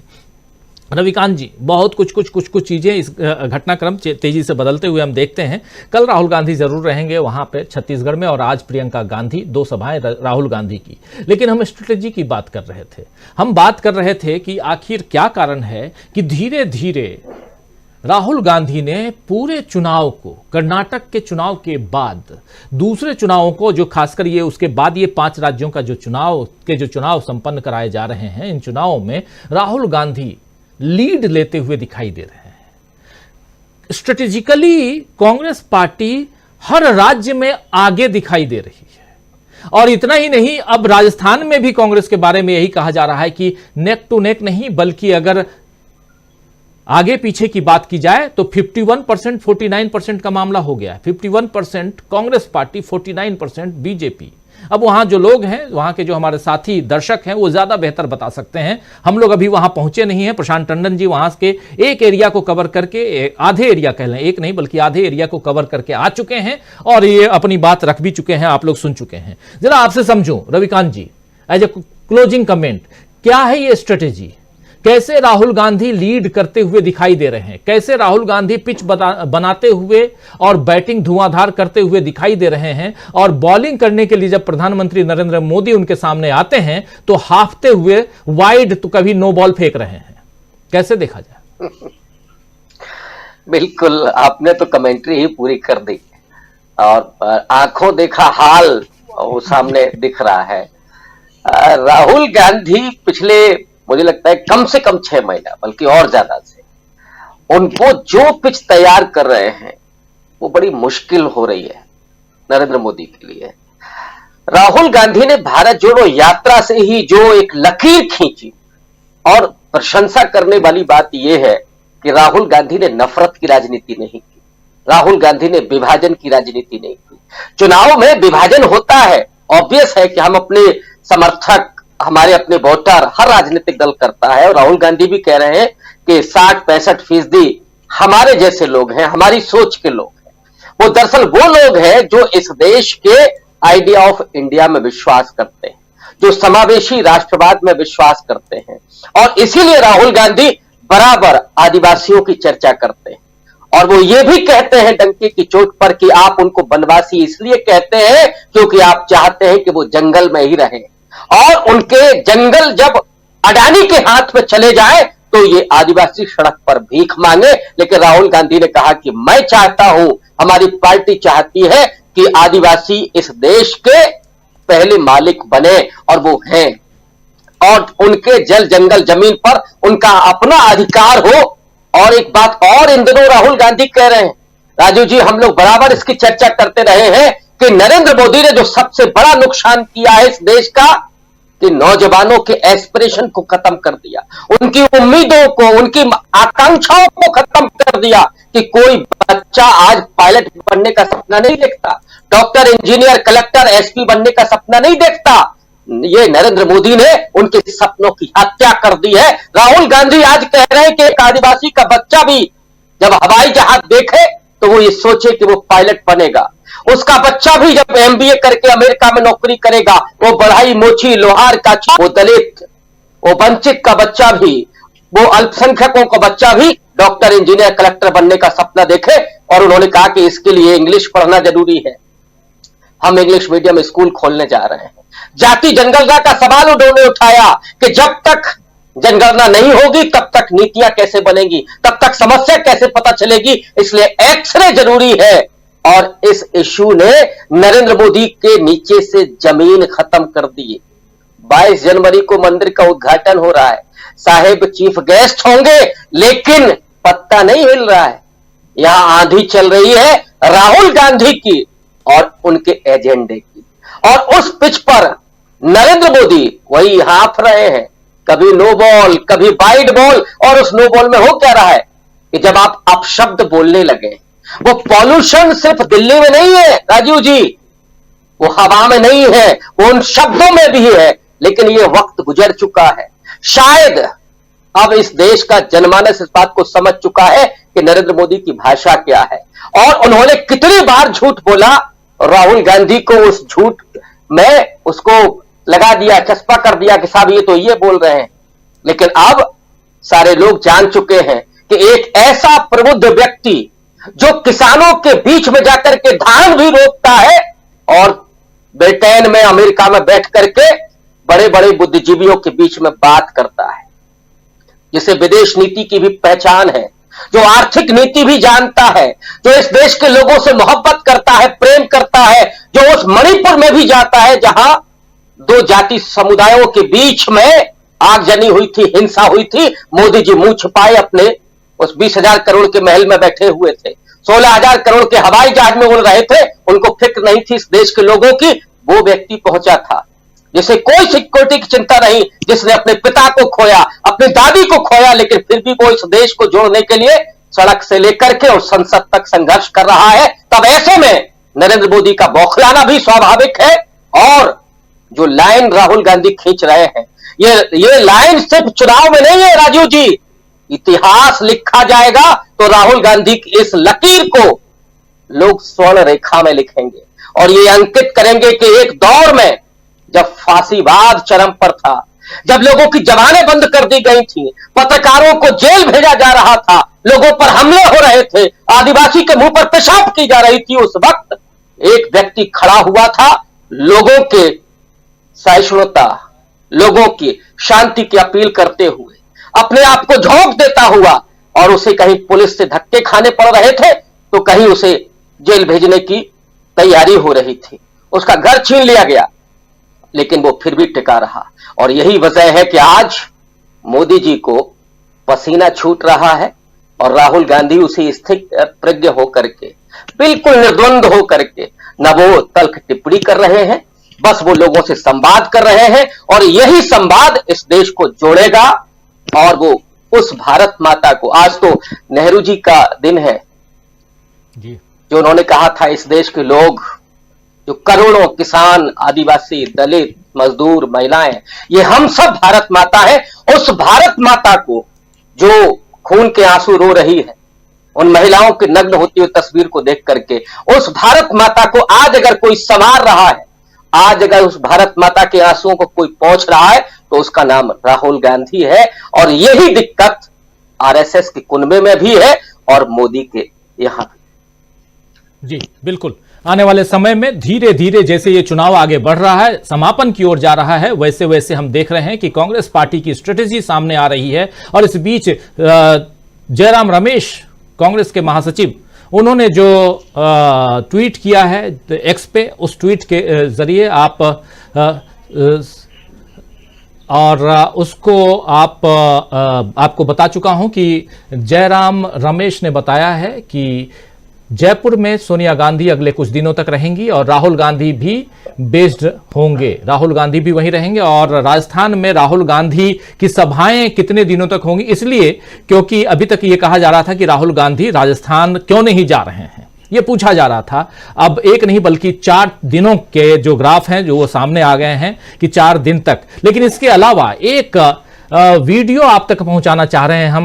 पूछा गया एक जनसभा में नरेंद्र सिंह तोमर से कि आपके बेटे के बारे में जो वीडियो आ रहा है, तो इस वीडियो में पर आपका क्या कहना है, आपकी क्या प्रतिक्रिया है। तो कैसे मीडिया से भागते हुए, बचते हुए यहां नरेंद्र सिंह तोमर दिखाई दे रहे हैं। अगर फुल स्क्रीन ले आइए, अगर साउंड हो तो उसको भी दिखाइए, और जरा सवाल क्या पूछे जा रहे हैं और क्या जवाब दे रहे हैं नरेंद्र सिंह तोमर।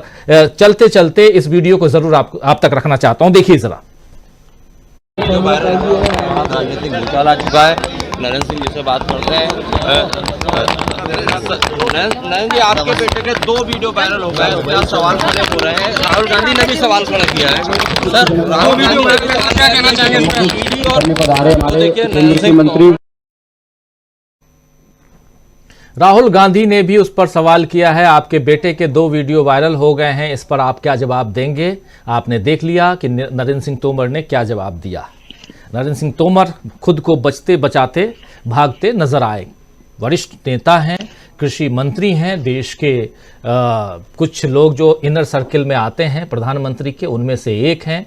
और आपको याद होगा किसानों का आंदोलन, उस समय भी इनकी चुप्पी थी, और अब भी अपने बेटे के ऊपर लगे आरोप पर भी चुप्पी साधे हुए हैं। कहा जा रहा है कि नरेंद्र सिंह तोमर अपने चुनाव में फंस गए हैं, लेकिन सांसद वो हैं। कितने लोग चुनाव जीतते हैं इनके सांसद, जो छत्तीसगढ़ से लेकर के मध्य प्रदेश और राजस्थान सब जगह उतारे गए हैं, उनमें से कितने जीत कर आते हैं, ये 3 तारीख को पता चल जाएगा। लेकिन राजस्थान से जो खबर आ रही है कि सोनिया गांधी वहीं पर बेस्ड होंगी अगले कुछ दिनों तक, और राहुल गांधी वहीं से पूरे चुनाव की कमान संभालेंगे, चुनाव प्रचार में जाएंगे। कल सबसे पहले 15 तारीख को आखिरी दिन छत्तीसगढ़ में राहुल गांधी रहेंगे, और उसके बाद 16 तारीख को, 17 तारीख को और 19 तारीख को, 16, 19, 21 और 22 4 दिन उनकी सभाएं जो हैं राजस्थान में हैं, ये घोषित तौर पर। आशा है ये कार्यक्रम आपको पसंद आया होगा।